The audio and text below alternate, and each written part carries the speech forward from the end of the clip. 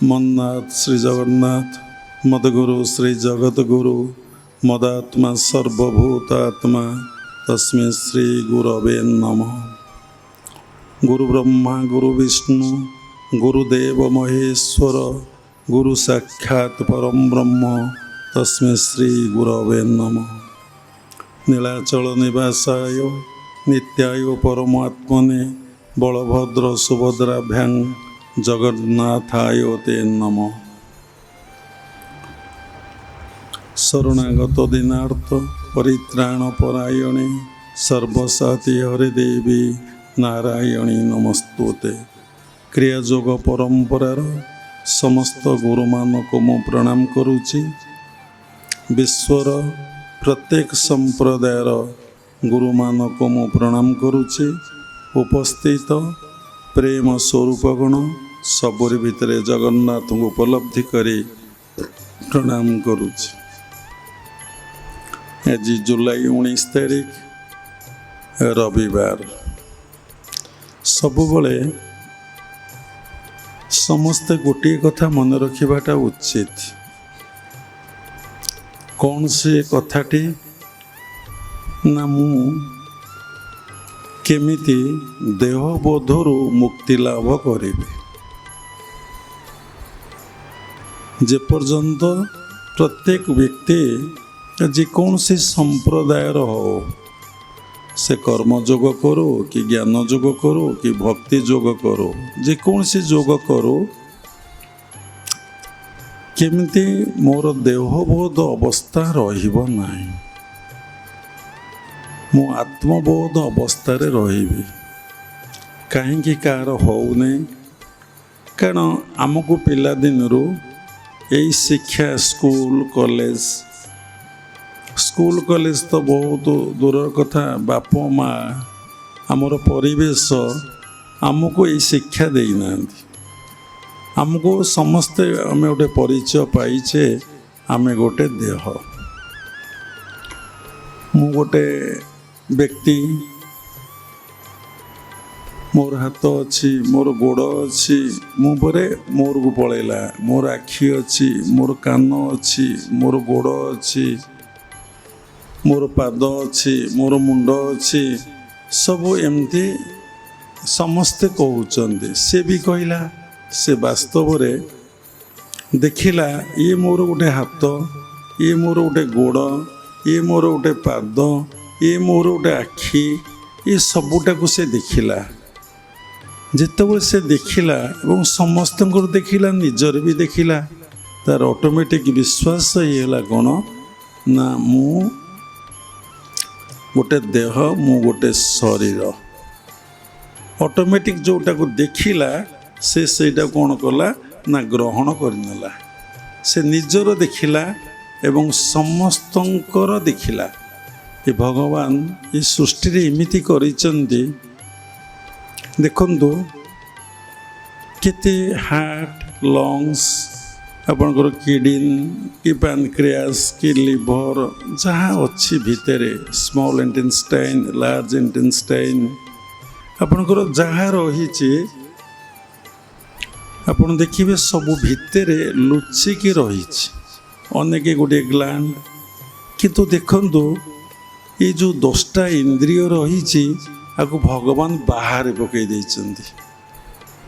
आखि दीटा को देखंतु, कान दीटा को देखंतु, नाक को देखंतु, पाटी की देखंतु, जिह्वा को देखंतु, हाथ पाद को देखंतु, मलद्वार को देखंतु, जौनेन्द्र को देखंतु। जहाँ को आप देखिपारे सबू पकई देइचंती।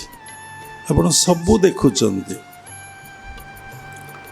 आ जानुचंती मध्य एवं निजर देखुचंती जानुचंती अलग लोकर देखुचंती जानुचंती। तेणु सेति लगी आपणकर सबु बेले कौन होउची ना बोध होउची मु गोटे शरीर मु गोटे देह। केतबेले मु जने देही मु जने आत्मा ए कथा से केतबेले भाबी पारुने। चित्ते देखंतु तार कौन होउची ना देहबोध अवस्थाटा रहुची सबु बेले। जिते ता भितर क्रिया प्रतिक्रिया होउची, सुख दुख होउची, भल मंद होउची, ଯାହା ରାଗ ଦେଶ ହେଉଛି, ଅଭିମାନ ହେଉଛି, କାମନା ବାସନା ଜାଗ୍ରତ ହେଉଛି, ସେ ଯାହା କିଛି କରୁଛି ସମ୍ପୂର୍ଣ୍ଣ ଦେହ ବୋଧରୁ। ମନ୍ଦିର ଯାଉଛି, ପୂଜା କରୁଛି, ସତ୍ସଙ୍ଗ କରୁଛି, ସବୁ କିଛି କରୁଛି ସେ ଦେହ ବୋଧରୁ। ଏବଂ ନିଜ ଦେହଟାକୁ ସେ କେତେ ଆବରଣ କରି ଲୁଚେଇକି ମଧ୍ୟ ରଖୁଛି। ଅନ୍ୟ କୌଣସି ପ୍ରାଣୀ ରଖିନାହାନ୍ତି, ଏକମାତ୍ର ମନୁଷ୍ୟ ଜୀବଶ୍ରେଷ୍ଠ, ସେ କିନ୍ତୁ ଲୁଚେଇକି ରଖୁଛି। ତେଣୁ କାହିଁକି ନା ସେ ଦେଖୁଛି ଏସବୁ ପଦାରେ ପଡ଼ିଛି, ୟାକୁ ପଦାରେ ପକାଇଲେ ଭାରି ଅସୁବିଧା। କାରଣ ମନୁଷ୍ୟ ବହୁତ ଚାଲାକ, ବହୁତ ବୁଦ୍ଧିମାନ, ଜ୍ଞାନୀ, ସେ କିନ୍ତୁ ବିବେକବାନ ନୁହେଁ। ତେଣୁ ସେ କ'ଣ କରୁଛି ନା ସବୁଗୁଡ଼ା ଘୋରେଇ ଘାରେଇ ରଖୁଛି। ଯେତେ ଘୋରେଇକି ରଖିଲେ କ'ଣ ଆଖିକି ଘୋରେଇ ପାରୁଛି କି, କାନକୁ ଘୋରେଇ ପାରୁଛି କି, ନାକକୁ ଘୋରେଇ ପାରୁଛି କି, ପାଦ ହାତକୁ ଘୋଡ଼େଇ ପାରୁଛି କି? ସେ ଯେମିତି ହେଲେ ସେ ସବୁ ବାହାରେ ପଡ଼ିଛନ୍ତି। ସେମାନେ କ'ଣ କରୁଛନ୍ତି, ସବୁବେଳେ ବାହାରଟାକୁ ଦେଖୁଛନ୍ତି। ବାହାରଟାକୁ ଦେଖି ସେ ବିଚାର କରୁଛନ୍ତି, କିନ୍ତୁ ସେ ଜାଣିପାରୁନାହାନ୍ତି ଆ ଭିତରେ ଗୋଟେ ଚେତନା କିଏ ଅଛି, ଗୋଟେ ଆତ୍ମା ଅଛି, ତାକୁ ଚେତନା କୁହାଯାଏ। ସେ ଅଛି, ସିଏ ଥବାରୁ ଏ ସମସ୍ତ ଇନ୍ଦ୍ରିୟ ଗୁଡ଼ିକ ଆମର କ'ଣ ହେଉଛି ନା କ୍ରିୟାଶୀଳ ହେଉଛନ୍ତି। ଯଦି ଆମ ଭିତରେ ଚେତନା ନ ରହିବ, କୌଣସି ଇନ୍ଦ୍ରିୟ ଆପଣ ଦେଖିବେ କ୍ରିୟାଶୀଳ ହେବ ନାହିଁ। ଆପଣ ଶୁଣିଥିଲେ ଶରୀର ଇନ୍ଦ୍ରିୟମାନଙ୍କ କଥା, ଶ୍ୱାସ ପ୍ରଶ୍ୱାସର କଥା, ତାପରେ ଆତ୍ମାର କଥା, ତାପରେ ପରମାତ୍ମାଙ୍କର କଥା।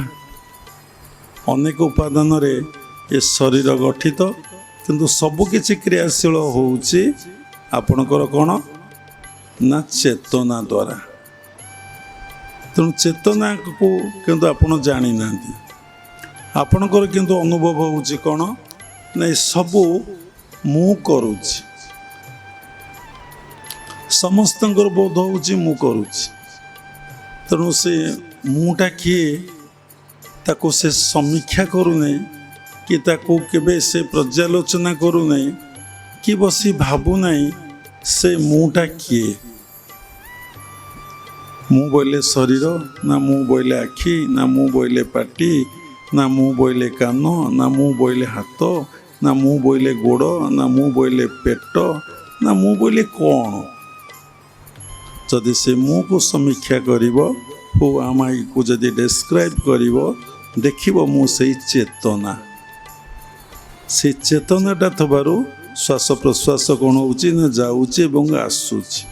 ସେ ଆତ୍ମା ଯଦି ନ ରହିବ, ଯାହାକୁ ଆମେ ଚେତନା କହୁଛେ ସେଆକୁ ଆତ୍ମା କହୁଛେ, ଆପଣ ଶ୍ୱାସ ପ୍ରଶ୍ୱାସ କ୍ରିୟା କେତେବେଳେ ଚାଲିବ ନାହିଁ। ଆଖି ଦେଖିବ ନାହିଁ, କାନ ଶୁଣିବ ନାହିଁ, ପାଟି କଥା କହିବ ନାହିଁ, ଜିହ୍ୱା ଟେଷ୍ଟ ନେବ ନାହିଁ, ଚର୍ମ ସ୍ପର୍ଶ କରିବ ନାହିଁ, ପାଦ ଚାଲିବ ନାହିଁ, ହାତ କାମ କରିବ ନାହିଁ, ମଳଦ୍ୱାର ଯୌନେନ୍ଦ୍ର କ'ଣ କରିବେ ନା ତାର କ୍ରିୟା କରିବେ ନାହିଁ।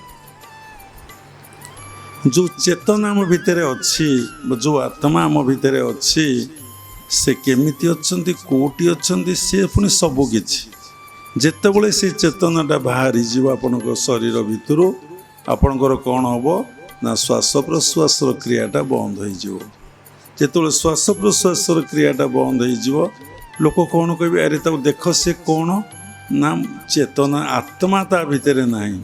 କେତେକ ଲୋକ କହିବେ ବ୍ରେଥ୍ ନାହିଁ, କେତେକ ଲୋକ କହିବେ ଆତ୍ମା ନାହିଁ। ବ୍ରେଥ୍ ନାହିଁ ସତ, ଆଉ ସବୁ ଅଛି, ଆତ୍ମା ବି ନାହିଁ। ଆତ୍ମା ଥିବାରୁ ବ୍ରେଥ୍ଟା ଯିବା ଏବଂ ଆସିବା ହେଉଥିଲା। ତେଣୁ ଆମେ କାହିଁକି କହୁଛେ ଶ୍ୱାସ ପ୍ରଶ୍ୱାସରେ ମନକୁ ରଖିବାକୁ, ନା ସେଇ ଶ୍ୱାସ ପ୍ରଶ୍ୱାସକୁ ଭଗବାନ କ'ଣ କରୁଛନ୍ତି, ବା ଆତ୍ମା ବା ସେଇ ଚେତନା ନେଉଛି ଏବଂ ଛାଡ଼ୁଛି। ଯଦି ଶ୍ୱାସ ପ୍ରଶ୍ୱାସ ପାଖରେ ଆମେ ମନକୁ ରଖିପାରିବା, ଆମ ଶରୀର ଭିତରେ ଯେଉଁଠି ଆତ୍ମା ଅଛନ୍ତି ଆମେ ସେଇଠିକି ଯାଇପାରିବା। ଦେଖନ୍ତୁ, ଏ ସୃଷ୍ଟିରେ ଆପଣ ଭୌତିକ ଜଗତର ଯାହା ଦେଖୁଛନ୍ତି, ଆପଣ ଆଖିରେ ଯାହା ଦେଖୁଛନ୍ତି, ସବୁ ଈଶ୍ୱରଙ୍କ ଠାରୁ ସୃଷ୍ଟି। ସବୁ ଈଶ୍ୱରଙ୍କ ଠାରୁ ସୃଷ୍ଟି। କିନ୍ତୁ ଆମର ବୋଧ ହେଉନାହିଁ ଯେ ଇଏ ସମସ୍ତେ ଈଶ୍ୱରଙ୍କ ଠାରୁ ସୃଷ୍ଟି ବୋଲି। ଆଦୌ ବୋଧ ହେଉନାହିଁ। କାହିଁକି ବୋଧ ହେଉନାହିଁ? ନା ଆମର ସାଧନା ଠିକ୍ ହେଉନି। ଆମେ ପ୍ରକୃତ ମୂଳ ତତ୍ତ୍ୱକୁ, ମୂଳ ଉତ୍ସକୁ ଆମେ କେହି ଫେରି ଯାଇପାରୁନେ। ଆପଣ ଗଙ୍ଗାଟା ଦେଖୁଛନ୍ତି, ଯଦି ଖୋଜି ଖୋଜି ଯିବେ ଯାଇ ଗଙ୍ଗୋତ୍ରୀରେ ପହଞ୍ଚିବେ, ଦେଖିବେ ଗଙ୍ଗାଟା ଗୋଟେ ସରୁ ଧାର ହେଇକି ପ୍ରବାହିତ ହେଉଛି। ତ ତା'ର ଉପରକୁ ତପୋବନ ପାଖକୁ ଯିବେ, ଦେଖିବେ ଗୋଟେ ଗାଈର ମୁହଁ ଭଳିଆ ଗଙ୍ଗା ସେଠି ବାହାରୁଛି, ଗୋମୁଖ ସେଠୁ ବାହାରୁ। ତା ଉପରକୁ ଗଲେ ପୁଣି ଦେଖିବେ ପୁରା ବରଫାବୃତ ଭିତରୁ ଗଙ୍ଗାଟା କେମିତି ସ୍ରୋତଟା ଆସୁଛି। ତେଣୁ ବହୁତ ଲୋକ ଚାଲି ଚାଲି ଯାଇକି ଦର୍ଶନ କରିକି ଆସନ୍ତି। ସେଇଭଳି ମୂଳ ଉତ୍ସ ହେଉଛି ଆମର ସହସ୍ରା। ଆମେ ସେଇ ସହସ୍ରାକୁ କେହି ଯାଇପାରୁନେ। ସେଇ ଚେତନା ପାଖକୁ, ପରମ ପୁରୁଷ ପାଖକୁ ଆମେ ମନଟା ନେଇପାରୁନେ। କାହିଁକି? ନା ସିଏ ଆମକୁ ଦୃଶ୍ୟମାନ ହେଉନାହାନ୍ତି। ଯିଏ ଆମକୁ କହୁଛି ଆମେ ସନ୍ଦେହରେ ପଡ଼ିଯାଉଛେ। ଯିଏ କହିବ ଆଖି, ଆମର କ'ଣ ସନ୍ଦେହ ରହିବ? ହଁ, ମୋ ଦୁଇଟି ଆଖି ଅଛି, ଅଲଗା ଲୋକଙ୍କଠାରେ ଆଖି ଅଛି, କାହାଠାରେ ବି ଆଖି ନାହିଁ। କାନ, ହଁ ମୋ ଠାରେ କାନ ଅଛି, ତା ଠାରେ କାନ ଅଛି। ମୋର ହାତ ଦୁଇଟା ଅଛି, ତାର ହାତ ଦୁଇଟା ଅଛି। କିନ୍ତୁ କହିବେ ଯେ ମୋ ଭିତରେ ଭଗବାନ ଅଛନ୍ତି ଆଉ ତୋ ଭିତରେ ଭଗବାନ ଅଛନ୍ତି, ସବୁରି ଭିତରେ ଭଗବାନ ଅଛନ୍ତି। ଜଣେ ଶିକ୍ଷିତ ଏବଂ ଜଣେ ପୁରା ଗୁଣମାନ ବ୍ୟକ୍ତି, ବୁଦ୍ଧିମାନ ବ୍ୟକ୍ତି, ସେ ଚିନ୍ତା କରିବ ଏଇ କଥାଟା ସତ୍ୟ କି ମିଥ୍ୟା। କାହିଁକି? ନା ଏ କଥାଟାକୁ ସେ ଦେଖିନାହିଁ କି ଆଉ ଯେତିକ ତା ପାଖରେ ଅଛନ୍ତି ତା ସରାଉଣ୍ଡିଂରେ ସେମାନେ କେହି ଦେଖିନାହାନ୍ତି। ଶାସ୍ତ୍ର ଲେଖା ଅଛି, ଯାହା ନ ଦେଖିବ ବେନି ନୟନେ ପରତେ ନ ଯିବ ଗୁରୁ ବଚନେ। ମାନେ ଗୁରୁଙ୍କ କଥାରେ ବି ବିଶ୍ୱାସ କରିବନି। ଯାହା ଆଖିରେ ଦେଖିନ, କିନ୍ତୁ ଆଖିରେ କ'ଣ ସେ ଦେଖାଯାଏ କି? ଦେଖନ୍ତୁ, ଯେତେବେଳେ ଆପଣ ମନ୍ଦିର ଯାଉଛନ୍ତି, ଏବେ ଦେଖନ୍ତୁ ଗୁଣ୍ଡିଚା ମନ୍ଦିରରେ ପ୍ରଭୁଙ୍କ ଜନ୍ମବିଧିରେ କେତେ ଭିଡ଼ ଜମିଛି। ଲକ୍ଷ ଲକ୍ଷ ଲୋକ ପ୍ରତ୍ୟେକ ଦିନ ଦର୍ଶନ କରିବାକୁ ଯାଉଛନ୍ତି। ଦେଖନ୍ତୁ, ସମସ୍ତେ ଯାଇଛନ୍ତି ଦୁଇ ଆଖିରେ ଭଗବାନଙ୍କୁ ଦର୍ଶନ କରିବା ପାଇଁ। କିନ୍ତୁ ଯେତେବେଳେ ସେଠି ପହଞ୍ଚି ଭାବ ହେଉଛି, ଠାକୁର ପ୍ରତି ଟିକେ ଭକ୍ତି ଆସୁଛି, ଶ୍ରଦ୍ଧା ଆସୁଛି, ଆଖି ଦୁଇଟା ବନ୍ଦ ହୋଇଯାଉଛି। ଆରେ ତେମେ ତ ଆଖି ଦୁଇଟା ନେଇକି ଯାଇଥିଲ ଭଗବାନଙ୍କୁ ଦେଖିବା ପାଇଁ, ପୁଣି ତୁମେ ଆଖି ଦୁଇଟା କ'ଣ ବନ୍ଦ ହେଇଗଲା? ତାହେଲେ କେଉଁ ଆଖି ଦ୍ୱାରା ତୁମେ ଈଶ୍ୱରଙ୍କୁ ଦେଖିବ? କେବେ କେହି ଚିନ୍ତା କରିଛ? ଯେତେବେଳେ ତୁମ ଭିତରେ ଭାବ ଆସୁଛି କି ଭକ୍ତି ଆସୁଛି, ତୁମ ଆଖି ବନ୍ଦ ହେଇଯାଉଛି। ଆଖି ମେଲା କରି କାହାର ଭାବ ଭକ୍ତି ହେଇଛି? ସେତେବେଳେ ଯେଉଁ କାନ୍ଦ ହୁଏ, ଆଖି ମେଲା କରି କାନ୍ଦ ହୁଏନି, ଆଖି ବନ୍ଦ ହେଇକି ଧାର ଧାର ଅଶ୍ରୁ ନିଗ୍ରତ ହୁଏ। ତେଣୁ ଆଶ୍ଚର୍ଯ୍ୟର କଥା, ଭଗବାନଙ୍କୁ ଦର୍ଶନ କରିବାକୁ ଗଲେ ଆଖି କାହିଁ ବନ୍ଦ ହେଇଯାଏ? ଯେତେବେଳେ ପ୍ରଣାମ କରୁଛ, ନମସ୍କାର କରୁଛ, କି କାହାକୁ ମୁଣ୍ଡିଆ ମାରୁଛ, ପଞ୍ଚାଙ୍ଗ କି ଅଷ୍ଟାଙ୍ଗ ପ୍ରଣାମ କରୁଛ, ଦେଖନ୍ତୁ ସେଇ ସମୟରେ ଆଖି ବନ୍ଦ ହେଇଯାଉଛି। ଯେତେବେଳେ ଆପଣଙ୍କର ଆଖି ବନ୍ଦ ହେଇଯାଉଛି, ଆପଣ ଦେଖନ୍ତୁ ଆପଣଙ୍କ ଶ୍ୱାସ ପ୍ରଶ୍ୱାସର ଗତି ସର୍ଟ ହେଇଯାଉଛି, ସୂକ୍ଷ୍ମ ହେଇଯାଉଛି। ଆଉ ସେତେବେଳେ ଆପଣଙ୍କର କନସେନ୍ଟ୍ରେସନ୍ ଆଜ୍ଞା ଚକ୍ରକୁ ହିଁ ଚାଲିଯାଉଛି, ସ୍ପୋଣ୍ଟାନିୟସ୍। ଆଖି ଖୋଲିଲେ ସଂସାର, ଆଖି ବନ୍ଦ କଲେ ଈଶ୍ୱର। ଯଦି ଜଣେ ସାଧକ ଯଦି ଦିନକୁ 2 ଘଣ୍ଟା 3 ଘଣ୍ଟା ଏମିତି ଆଖି ବନ୍ଦ କରି ବସିବ, ସେ ପରମାତ୍ମା ପରମ ବ୍ରହ୍ମକୁ ଚିନ୍ତା କରିବ, ଯେକୌଣସି ଗୋଟେ କୌଶଳରେ ସେ ମନକୁ ରଖିବ, ସେ ଅଟୋମେଟିକ୍ ଶାନ୍ତ ସ୍ଥିର ହୋଇଯିବ। ଆଉ ଅଟୋମେଟିକ୍ ସେ ଗୋଟେ ଆନନ୍ଦର ଅଧିକାରୀ ହେବ। ଆଜି ଯିଏ ମାନସିକ ଦୁଶ୍ଚିନ୍ତାଗ୍ରସ୍ତ ହେଉଛନ୍ତି, ମାନସିକ ବିକାର ହେଉଛି, ଯଦି ଘଣ୍ଟାଏ ଘଣ୍ଟାଏ ଦିନକୁ 2 ଘଣ୍ଟା ଆଖି ବନ୍ଦ କରି ବସିବେ ଏବଂ ଆଜ୍ଞା ଚକ୍ରକୁ ହଉ, ସହସ୍ରାକୁ ହଉ ଧ୍ୟାନ କରିବେ କି ନାମ ଟିକେ ଜପ କରିବେ, ତାର ଦେଖିବେ ଯେତେ ଔଷଧ ଖାଇଲେ ଯେଉଁ ଉପକାର ମିଳିବନି ମାନସିକ ରୋଗୀମାନଙ୍କର, କିଛି ଦିନ ପରେ ସେମାନଙ୍କର ଦେଖିବେ ସେମାନଙ୍କର ମାନସିକ ବିକାର ଆଦୌ ରହିବନି। ୱିଦାଉଟ୍ ମେଡ଼ିସିନରେ ଭଲ ହେଇଯିବେ। କାହିଁକି ବାବା ଏ କଥା କହୁଛନ୍ତି? ନା ସତ୍ସଙ୍ଗରୁ ଅନେକ କଥା ଶିଖିବାକୁ ମିଳେ, ଜାଣିବାକୁ ମିଳେ। ଦେଖନ୍ତୁ, ଖାଲି ଈଶ୍ୱରଙ୍କ କଥା ଶୁଣିବାଟା ଠିକ୍, ସଂସାର କଥା ଆମେ କହିବା ଶୁଣିବା ଠିକ୍ ନୁହଁ। ସଂସାର କଥା ମଧ୍ୟ ଭଲ କି ଜାଣିବା। କାହିଁକି? ନା ଭଲ କି 2 ମୁଠା ଖାଇଲେ, ଭଲ କି 2 ମୁଠା ଖାଇଲେ ଭଲ କି ଟିକେ ପିନ୍ଧିଲେ ଆଉ ଟିକେ ସାଂସାରିକ ହିସାବରେ ଯେଉଁ ଶାନ୍ତିରେ ଟିକେ ରହିଲେ, ଶାନ୍ତି ତ ନୁହଁ ସୁଖରେ ଟିକେ ରହିଲେ, ତାପରେ ସିନା ମଣିଷ ଈଶ୍ୱର ଚିନ୍ତା କରିବ। ଯାହାକୁ ଖାଇବାକୁ ମିଳୁନାହିଁ, ଯାହାକୁ ପିନ୍ଧିବାକୁ ମିଳୁନାହିଁ, ଯେ ରୋଗରେ ଜର୍ଜରିତ ହୋଇ ପଡ଼ିଛି, ସେ କ'ଣ ଈଶ୍ୱରକୁ କେବେ ଡାକି ପାରୁଛି? ସ୍ୱାମୀ ବିବେକାନନ୍ଦ ଏଇ କଥା ପରେ ଭାରି ଇମ୍ପୋର୍ଟାନ୍ସ ଦେଇଥିଲେ। କହିଲେ ସମସ୍ତଙ୍କର ମାନସିକ ସ୍ଥିତିକୁ ଡେଭଲପ୍ କରିବାକୁ ହେଲେ ଦେଖ ସେମାନେ ଖାଇବା ପିନ୍ଧିବା ରହିବାଟା ତାଙ୍କର କେମିତି ଆଗ ଅଛି, ତାଙ୍କୁ ଏଇଟା ବ୍ୟବସ୍ଥା କର, ତାପରେ ଭଗବାନ ଡାକ। ଅବଶ୍ୟ ଭଗବାନଙ୍କୁ ଉପାସନା କଲେ, ଭଗବାନଙ୍କୁ ଧ୍ୟାନ କଲେ, ଭଗବାନଙ୍କ ନିକଟରେ ନିଜକୁ ସମର୍ପଣ କରିଦେଲେ, ଆପଣ ଯେ ଜପ ଧ୍ୟାନରେ ବସିବେ ଆପଣଙ୍କର ଯାହା ଦରକାର ତାହା ଆପଣଙ୍କୁ ନିଶ୍ଚିନ୍ତ ମିଳିବ, ନିଶ୍ଚିନ୍ତ ମିଳିବ। ଯଦି ନ ମିଳିବ ତାହେଲେ ଗୀତା ଭାଗବତ ବେଦ ବେଦାନ୍ତ ସମ୍ପୂର୍ଣ୍ଣ ଭୁଲ। ଆପଣ ତ ବେଦ ବେଦାନ୍ତ ଉପନିଷଦକୁ ପଢ଼ିପାରିବେ ନାହିଁ, ଆପଣ ଭଗବତ ଗୀତା ଭାଗବତକୁ ପଢ଼ିପାରିବେ। ବାବା ବାରମ୍ବାର କହିଛନ୍ତି ଭଗବତ ଗୀତାର ନବମ ଅଧ୍ୟାୟର 22-16କୁ ଯଦି ଭଲ କି ପଢ଼ିବେ ଦେଖିବେ ଆପଣଙ୍କୁ ସବୁ କିଛି ମିଳିବ। ଯଦି ସମର୍ପଣ ଭାବରେ ଭଜନ ଜପ ଧ୍ୟାନରେ ଆପଣ ବୁଡ଼ିଯିବେ। କିନ୍ତୁ କାହିଁକି ଆମେ ସାଧନାରେ ସୁଫଳ ପାଉନେ? 3ଟି କଥା ପରେ ଆଜି କହିବା। ଗୋଟିଏ କଥା ହେଉଛି ମଣିଷର ସବୁ ମହାପୁରୁଷ ସବୁ ଶାସ୍ତ୍ର କହିଛି ସାଧନାର ଘୋର ବିଘ୍ନ ହେଉଛି ନାରୀ। ନରକର ଦ୍ୱାର କିଏ? ନା କାମିନୀ। ନାରୀ କହିଲେ ଟିକେ ଇଏ ଶୁଭୁଛି କାମିନୀ। ଗୋଟେ ପୁରୁଷ ପାଇଁ କାମିନୀ ଜଣେ କ'ଣ ନା ପ୍ରତିବନ୍ଧକ, ଜଣେ ନାରୀ ପାଇଁ ବା ଜଣେ କାମିନୀ ପାଇଁ ଗୋଟେ ପୁରୁଷ ପ୍ରତିବନ୍ଧକ ନୁହେଁ। ବୁଝେଇ କହିଲେ ବହୁତ ସମୟ ଯିବ।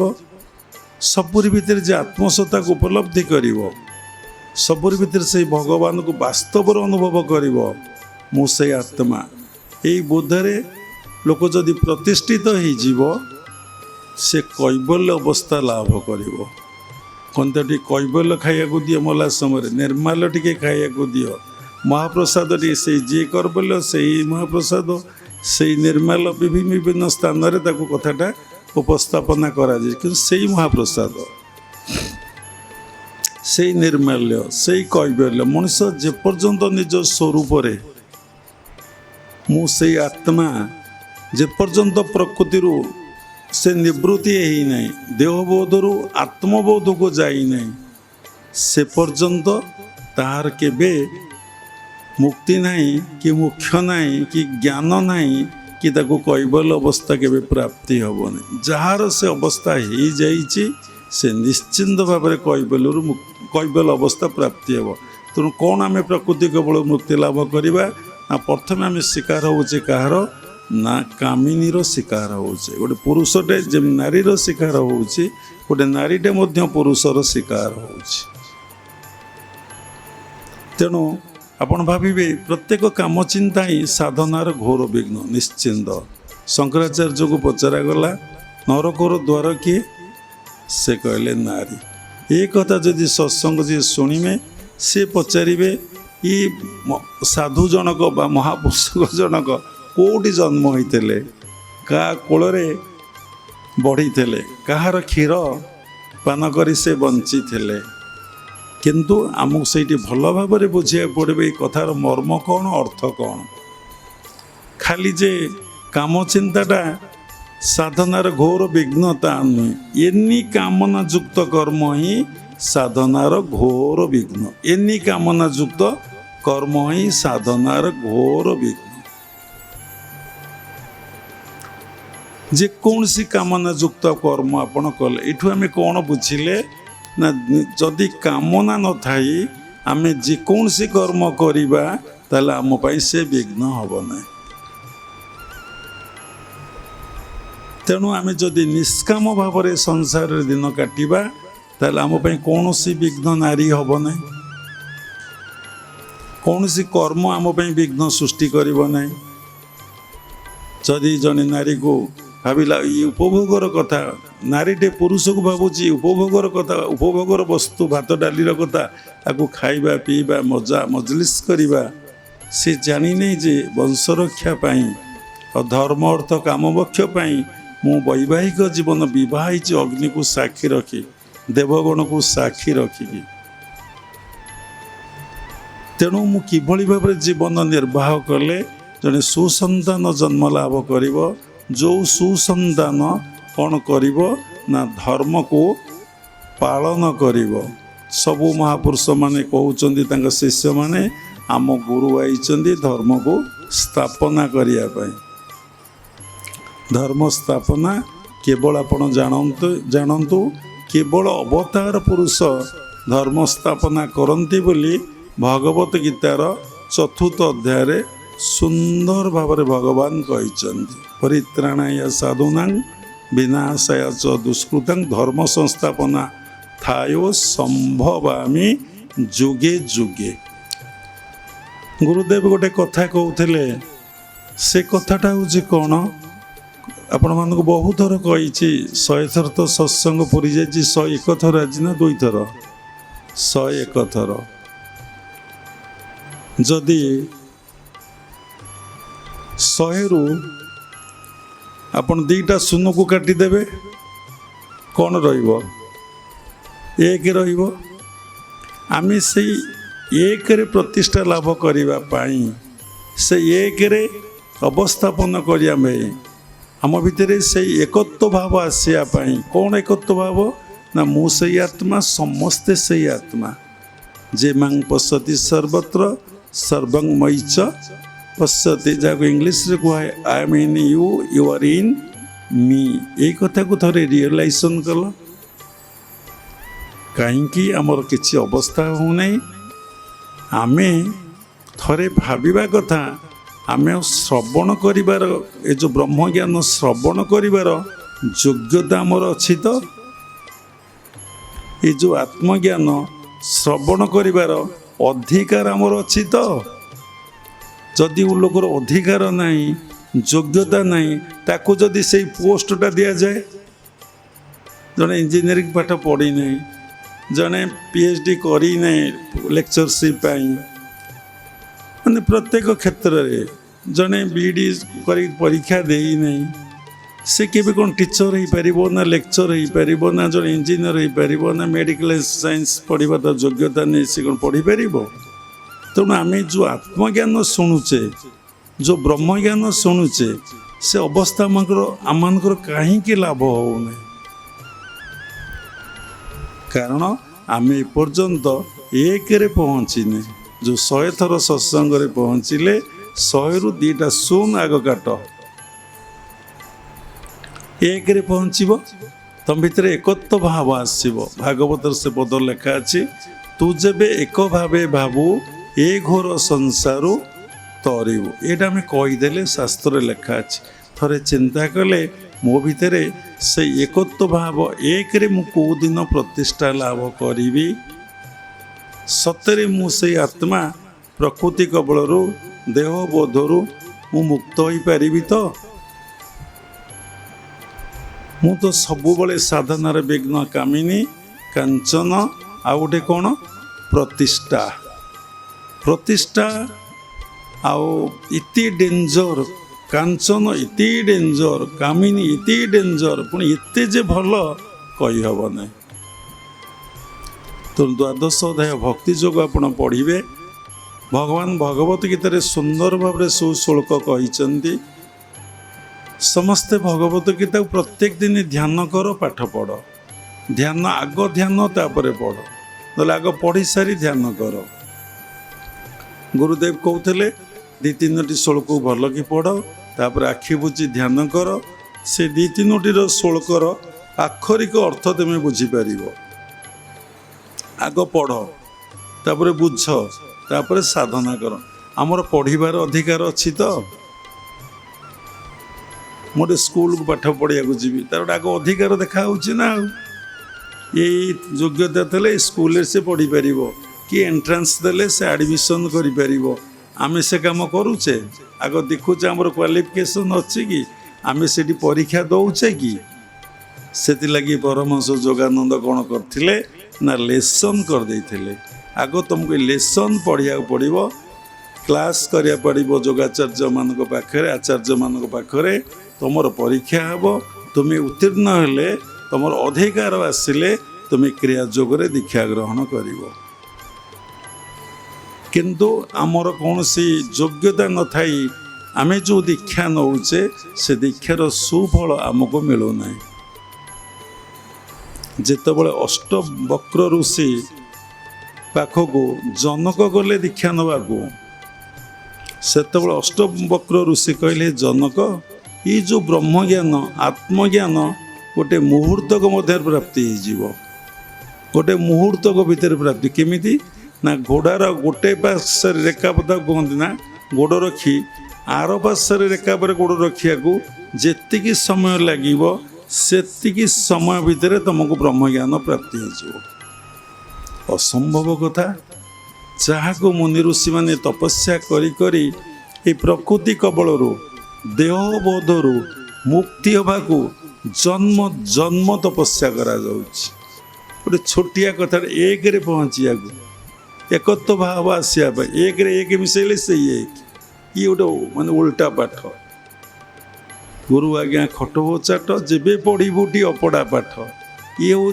अपड़ा पाठ माता पादे खट छाड़ीदेव बाट तेबे भेट जाई परम मठ माता पादे बोले मदर जो नेचर ये नेचर मुक्ति न पाइले तुम केबे परम पुरुष को संधान पाई पार से आप देखते ओंग ओंग उपरे गोटे अर्धमात्रा पर गोटे बिंदु जेपर्यंत आप से अर्धमात्रा को माया को क्रॉस न कर पारिचंदी से बिंदु बोले परम पुरुष पाखे पहुँची पारे देखुना संख्यार उत्पत्ति कौटू होती बिंदुरु अक्षर उत्पत्ति कौटू होती बिंदुरु ये सृष्टि उत्पत्ति कौटे होती बिंदुरु आपण जन्म होती कौथुरु बिंदुरु ये बिंदुटा कौ जगार अच्छी गोटे सुंदर भजन अच्छी संजय जानिथे आहे दासे बिंदु काहू अइला केमंत प्रकार बिंदु सृष्टि होइला आहे दासे बिंदु काहू अइला पंचसखा भितर एटा कि लिखिचंदी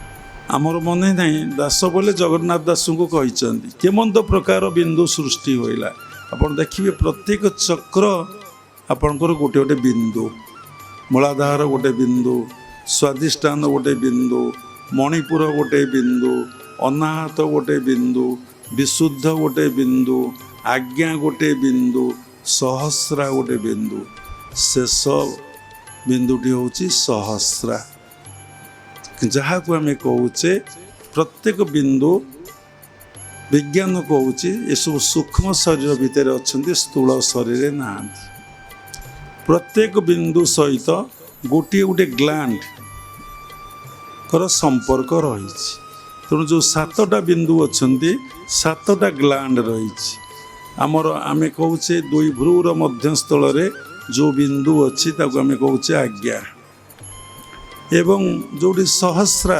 समस्ते चैतन्य चुटी रखुंट एवं चेतनार कथा आज पड़ी आज श्वास प्रश्वासर कथा पड़ी नाला एवं चैतन्य चुटी सेटा पछपटे रखुंट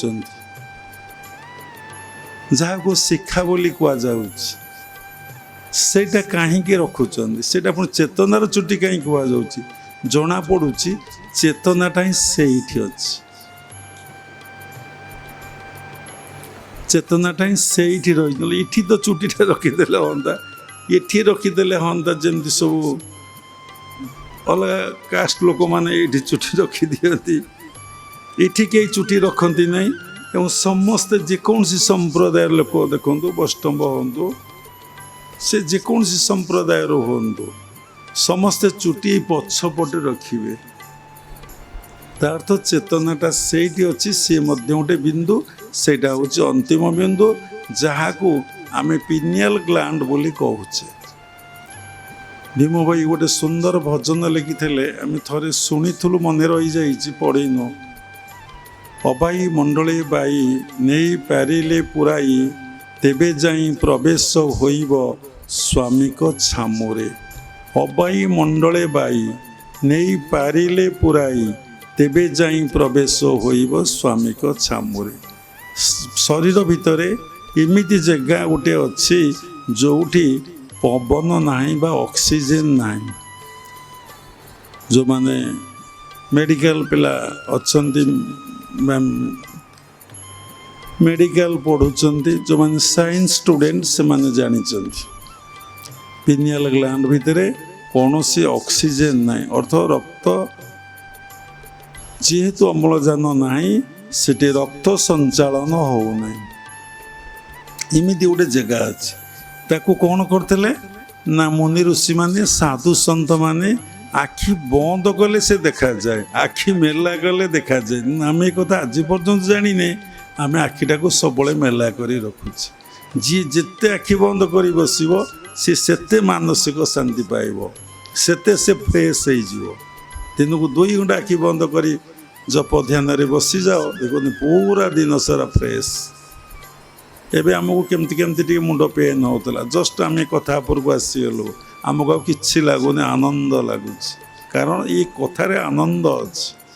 ଏ କଥାରେ ଆନନ୍ଦ ନଥିଲେ ତୁମମାନେ କେବେ ବସିକି ଏ କଥାକୁ ଶୁଣନ୍ତ ନାହିଁ। କିନ୍ତୁ ଦେଖ, ଯେତେ ଆନନ୍ଦ ଅଛି, ଯେତେ ସୁଖ ଅଛି, ଏଇଟା ହେଉଛି ସର୍ବଶ୍ରେଷ୍ଠ। ସୁଖ ପରେ ଶାନ୍ତି, ଶାନ୍ତି ପରେ ଆନନ୍ଦ। ସମ୍ପୂର୍ଣ୍ଣ ଭାବରେ ଆପଣ ଦେହରୁ ଅତୀତ ହେଲେ ଦେହର ଯନ୍ତ୍ରଣାକୁ ଆପଣ ଜାଣିପାରିବେ ନାହିଁ। ଜଣେ କାଲି ମା ପ୍ରଶ୍ନ କଲେ ରାତି 11:30, ବାବା ଏ ଦେହ ବୋଧରୁ, ଏ ଦେହ ସୁଖରୁ ମଣିଷ କେଉଁ ଦିନ ଅତୀତ ହେବ? ଆମେ କହିଲୁ ସେଥିପାଇଁ କାଲି ସତ୍ସଙ୍ଗରେ ମୁଁ କହିବି, ଏଥିପାଇଁ 3ଟି ହେଉଛି ଘୋର ପ୍ରତିବନ୍ଧକ। ଗୋଟେ ହେଉଛି କାମିନୀ, ଗୋଟେ ହେଉଛି କାଞ୍ଚନ, ଗୋଟେ ହେଉଛି ପ୍ରତିଷ୍ଠା, ଗୋଟେ ହେଉଛି ପ୍ରତିଷ୍ଠା। ତେଣୁ ଏଠି କଥା କୁହାହେଲା କ'ଣ ନା, ଅବାଇ ମଣ୍ଡଳେ ବାଇ ନେଇ ପାରିଲେ ପୁରାଇ, ତେବେ ଯାଇ ପ୍ରବେଶ ହୋଇବ ସ୍ୱାମୀଙ୍କ ଛାମୁରି। ଏ ଜଗତର ଜଣେ ହିଁ ସ୍ୱାମୀ। ଆପଣ ଶ୍ରୀମନ୍ଦିର ଗଲେ ସମସ୍ତେ କହୁଛନ୍ତି, ସ୍ତ୍ରୀ କହୁଛି ଜଗନ୍ନାଥ ସ୍ୱାମୀ, ପୁରୁଷ ବି କହୁଛି ଜଗନ୍ନାଥ ସ୍ୱାମୀ। ଦିନକୁ ଦିନ ପୁରୀରେ ଏତେ ଲୋକ ଗହଳି ବଢ଼ିଲାଣି ଯେ ପ୍ରକୃତ ଯେଉଁମାନେ ଭକ୍ତ କି ସାଧକ କି ସାଧୁମାନେ ସେ ପରିବେଶକୁ ଯିବାକୁ ଆଉ ଇଚ୍ଛା କରୁନାହାନ୍ତି। କାହିଁକି ନା ଦଳା ଚକଟା ଯେଉଁଭଳି ହେଉଛି, ଯେଉଁଭଳି ଲୋକଙ୍କର ଭିଡ଼ ଜମୁଛି, ଆଉ ଯିବାକୁ ଇଚ୍ଛା କରୁନାହାନ୍ତି। କାହିଁକି ନା ତା ଭିତରେ କିଏ ପ୍ରବେଶ କରିବ? ଭିତରେ ବସି ଅନ୍ତର୍ମୁଖୀ ହୋଇ ନିଜ ଭିତରେ ଭଗବାନ ଅଛନ୍ତି। ବାବା ଗୋଟେ ରଥଯାତ୍ରାରେ ଏଠି ସତ୍ସଙ୍ଗ କରିଥିଲେ, ରଥେ ତୁ ବାମନଂ ଦୃଷ୍ଟ୍ୱା ପୁନର୍ଜନ୍ମ ନ ବିଦ୍ୟତେ। ମାନେ ରଥରେ ଭଗବାନଙ୍କୁ ଦର୍ଶନ କଲେ ବାମନ ଭଳିଆ ଦେଖାଯାଆନ୍ତି। କାହିଁକି ନା ଶ୍ରୀମନ୍ଦିର ରତ୍ନସିଂହାସନ ଉପରେ ପ୍ରଭୁ ବିରାଜମାନ କରୁଛନ୍ତି, ଚତୁର୍ଦ୍ଧା ମୂରତି। ସେଇ ରତ୍ନସିଂହାସନରେ ପ୍ରଭୁ ବଡ଼ ବଡ଼ ଦେଖାଯାଆନ୍ତି। କାହିଁକି ନା ପ୍ରଭୁ ଚକା ଉପରେ ବସିଥାନ୍ତି। ଯେତେବେଳେ ରଥ ଉପରୁ ପ୍ରଭୁ ଆସନ୍ତି, ପ୍ରଭୁ ଆଉ ଚକା ସିଟି ନଥାଏ, ପଟା ଉପରେ ବସିଥାନ୍ତି। ପ୍ରଭୁ ଛୋଟ ଦେଖାଯାଆନ୍ତି। ସେଥିଲାଗି ଭକ୍ତ କ'ଣ କହିଲେ ନା, ରଥେ ତୁ ବାମନଂ ଦୃଷ୍ଟ୍ୱା ପୁନର୍ଜନ୍ମ ନ ବିଦ୍ୟତେ। ଯେତେ ଲୋକ ରଥଯାତ୍ରା ଦେଖିବାକୁ ଯାଉଛନ୍ତି, ଜଗନ୍ନାଥଙ୍କୁ ଦର୍ଶନ କରୁଛନ୍ତି, ତାଙ୍କର ଆଉ ପୁନର୍ଜନ୍ମ କେବେ ହେବ ନାହିଁ। ଏ କଥା କ'ଣ ମିଛ? ଏ କଥା ସତ, ଏ କଥା ମଧ୍ୟ ମିଛ। ଆରେ ଯିଏ ସିନା ଜଗନ୍ନାଥଙ୍କୁ ବାମନ ରୂପରେ ସେଠି ଦର୍ଶନ କରିବ, ତାର ସିନା ପୁନର୍ଜନ୍ମ ହେବ ନାହିଁ। ଯିଏ ଜଗନ୍ନାଥଙ୍କୁ ଦର୍ଶନ କରୁଛି, ସେ କ'ଣ ସତରେ ଜଗନ୍ନାଥ ପରମାତ୍ମା ପରମ ବ୍ରହ୍ମ ବୋଲି ସେ କ'ଣ ସତରେ ଭାବିଛି? ସେ କ'ଣ ଚିନ୍ତା କରିଛି? ଭକ୍ତି ଯୋଗର କଥା ଟିକେ ସତରେ କ'ଣ ଏଇ ଦାସିଆ ହାତରୁ ଏଇ ନଡ଼ିଆ ନେଇଥିଲା? ସତରେ କ'ଣ ଦାସିଆ ହାତରୁ ଏଇ କଦଳୀ ନେଇ ଖାଇକି ସବୁ ଫୋପାଡ଼ି ଦେଇଥିଲା? ରତ୍ନସିଂହାସନ ପରେ ଚୋପା ଗୁଡ଼ାକ ପଡ଼ିଥିଲା, ସବୁ ଫୋପାଡ଼ି ଦେଇଥିଲା? ଦାସିଆ 2 ଥର ପୁରୀ ଯାଇଛି, କିନ୍ତୁ ମନ୍ଦିରକୁ ଯାଇନି। କାରଣ ହିନ୍ଦୁମାନଙ୍କ ବ୍ୟତୀତ ଅଲଗା ଲୋକ ପ୍ରବେଶ ନିଷେଧ। ଆଗେ ଲେଖା ହେଉଥିଲା କ'ଣ ନା, ଛୋଟ ଜାତି ନା କ'ଣ ଲେଖା ହେଉଥିଲା, ଚଣ୍ଡାଳମାନଙ୍କୁ ନା କ'ଣ ପ୍ରବେଶ ନିଷେଧ। ଏବେ ହିନ୍ଦୁମାନଙ୍କୁ ଲେଖା ହେଇଯାଇଛି, ସେଇଟା ପୁଣି ପରିବର୍ତ୍ତନ କରିଦିଆହେଇଛି। କ'ଣ କହିଲେ? ହଁ, ସେଟା କହିଲେ ବଡ଼ ଅସୁବିଧା ହେଇଯିବ। ତେଣୁ କେବେ ସେ ଯାଇନାହିଁ। ସେ ଦେହ ରୂପକ ରଥରେ କ'ଣ କରୁଥିଲା ନା ଭଗବାନଙ୍କୁ ପ୍ରତ୍ୟହ ଦର୍ଶନ କରୁଥିଲା। ରଥେ ତ ଦେହଟା ହେଉଛି ଗୋଟେ ରଥ। ଆପଣ ରଥଟା ଦେଖନ୍ତୁ ଯେମିତି ଗଢ଼ା ହେଇଛି, ଏକ୍ଜାକ୍ଟ ଦେହ ଯେମିତି ସେ ରଥଟେ ସେମିତି, ଏବଂ ମନ୍ଦିରଟା ମଧ୍ୟ ସେମିତି। ଆପଣ ଜାଣିନାହାନ୍ତି ମନ୍ଦିର ବିଷୟରେ। ମନ୍ଦିରର ବେକି, ଖପୁରୀ, କଳସ, ମୁଣ୍ଡ, ହାତ, ପାଦ, ପନି ଯେଉଁ ପାଦ, ଆଣ୍ଠୁ ମାନେ ଜଙ୍ଘ, ସେସବୁ ବହି ଆମେ ପଢ଼ିଛୁ। ଏବଂ ଯେଉଁମାନେ ମନ୍ଦିର କରୁଛନ୍ତି ସେମାନେ ସେ ଶାସ୍ତ୍ର ଅଧ୍ୟୟନ କରୁଛନ୍ତି, ମନ୍ଦିରର ସେମିତି ହିସାବ ରହିଛି। ତେଣୁ ଏ ଦେହ ରୂପକ ରଥରେ ଯଦି ଜଗନ୍ନାଥଙ୍କୁ ଆପଣ ଦର୍ଶନ ସତରେ କରିବେ ତାହେଲେ ପୁନର୍ଜନ୍ମ ନ ବିଦ୍ୟତେ। ତାଙ୍କୁ ତ ଆଖି ଖୋଲିକି ଦେଖନ୍ତିନି, ସମସ୍ତେ ତ ଆଖି ଖୋଲିକି ଦର୍ଶନ କଲେ, ତାହେଲେ ଜଗନ୍ନାଥଙ୍କୁ ଦେଖିଲେ କେମିତି ରଥରେ? ଏଇ କଥା ରହିଗଲା। ଯେତେବେଳେ ଅଷ୍ଟବକ୍ର ଜନକୁ କହିଲେ ତମ ଗୋଟେ ମୁହୂର୍ତ୍ତ ଭିତରେ ବ୍ରହ୍ମଜ୍ଞାନ ପ୍ରାପ୍ତି ହେବ, ସେଇଠି ଗୋଟେ କଣ୍ଡିସନ୍ କଲେ। କହିଲେ ତୁମେ କ'ଣ ଏତେ ଭାବୁଛ ସହଜରେ ମୁଁ ତୁମ ବ୍ରହ୍ମଜ୍ଞାନ ଆତ୍ମଜ୍ଞାନଟା ଦେଇଦେବି? ତୁମେ ମୋ କଥା ଶୁଣ, ତାପରେ ତୁମକୁ ବ୍ରହ୍ମଜ୍ଞାନ ଗୋଟେ ମୁହୂର୍ତ୍ତ ଭିତରେ ପ୍ରାପ୍ତି ହେବ। କହିଲେ କ'ଣ ପ୍ରଭୁ? ନା ତୁମେ ଆଗ ପାତ୍ର ହୁଅ। ଏଇଠି ଅଧିକାର କଥାଟା ବାବା ଆଜି କହିବା ପାଇଁ ଚିନ୍ତା କରିଥିଲେ। କାହାର ଅଧିକାର ଅଛି ବ୍ରହ୍ମଜ୍ଞାନ ଆତ୍ମଜ୍ଞାନ ଶୁଣିବାର? ପାତ୍ରର। ଯଦି ଆପଣଙ୍କର ଛୋଟ ପାତ୍ରଟେ, ଆପଣ ସମୁଦ୍ରକୁ ଯାଇଛନ୍ତି, ବିରାଟ ଜଳରାଶି, ସେଠୁ ପାଣି କେତେ ଧାରଣ କରିବେ? ଜେଡ଼ିକି ପାତ୍ରଟିଏ। ଆଚ୍ଛା, ଯଦି କଣା ପାତ୍ର ହେଇଥିବ, ଯେତେ ଦିନ ସାରା ରାତି ସାରା ମରିଯାଅ, ପାଣି ବୁଡ଼ଉଥାଅ ଏବଂ ଉଠଉଥାଅ, ଦେଖିବ ପାଣି ଜମା ନାହିଁ କଳସୀରେ। ତାପରେ ଯଦି ଓଲଟା ପାତ୍ରଟା ହେଇକି ବୁଡ଼େଉଥିବ ସମୁଦ୍ରରେ, ଯେଉଁ ବାଟେ ପାଣି ପ୍ରବେଶ କରିବ ସେ ବାଟେ ନ ବୁଡ଼େଇ ଓଲଟା ପଟେ ତଳକୁ ରଖି ପାଣି ପୁରଉଥିବ, ପ୍ରେସରରେ କ'ଣ ପାଣି ପଶିବ କି ସେ ଘଡ଼ି ଭିତରେ କି ଯେକୌଣସି ଭିତରେ ପଶିବ କି? ଜମା ପଶିବ ନାହିଁ। ଟିକେ ଏୟାର ଗଲେ ଯାଇ ପଶିବ। ତେଣୁ ଏଠି ଫାଷ୍ଟ କହିଲେ କ'ଣ ନା ତୁମେ ପାତ୍ର ହୁଅ। ଚିନ୍ତା କରି ଆପଣ ଦେଖନ୍ତୁ, ଏ କଥାଟା ପଢ଼ିଦେଲେ ଶୁଣିଦେଲେ ନାହିଁ, ନିଜକୁ ସମୀକ୍ଷା କରି ଦେଖନ୍ତୁ, ମୁଁ କ'ଣ ପାତ୍ର? ଏ ବ୍ରହ୍ମଜ୍ଞାନ ଧାରଣ କରିବା ପାଇଁ, ଆତ୍ମଜ୍ଞାନ ଧାରଣ କରିବା ପାଇଁ ମୁଁ କ'ଣ ପାତ୍ର? ଡିପଲି ଭାବିଲେ ଲେଖିବେ ନା, ମୁଁ କ'ଣ ସତରେ ପାତ୍ର? ଏଇ ଡେଟ୍ରେ ଗୁରୁଦେବ ଏହା କହିଥିଲେ। କ'ଣ ମୁଁ ପାତ୍ର ହେଇଛି?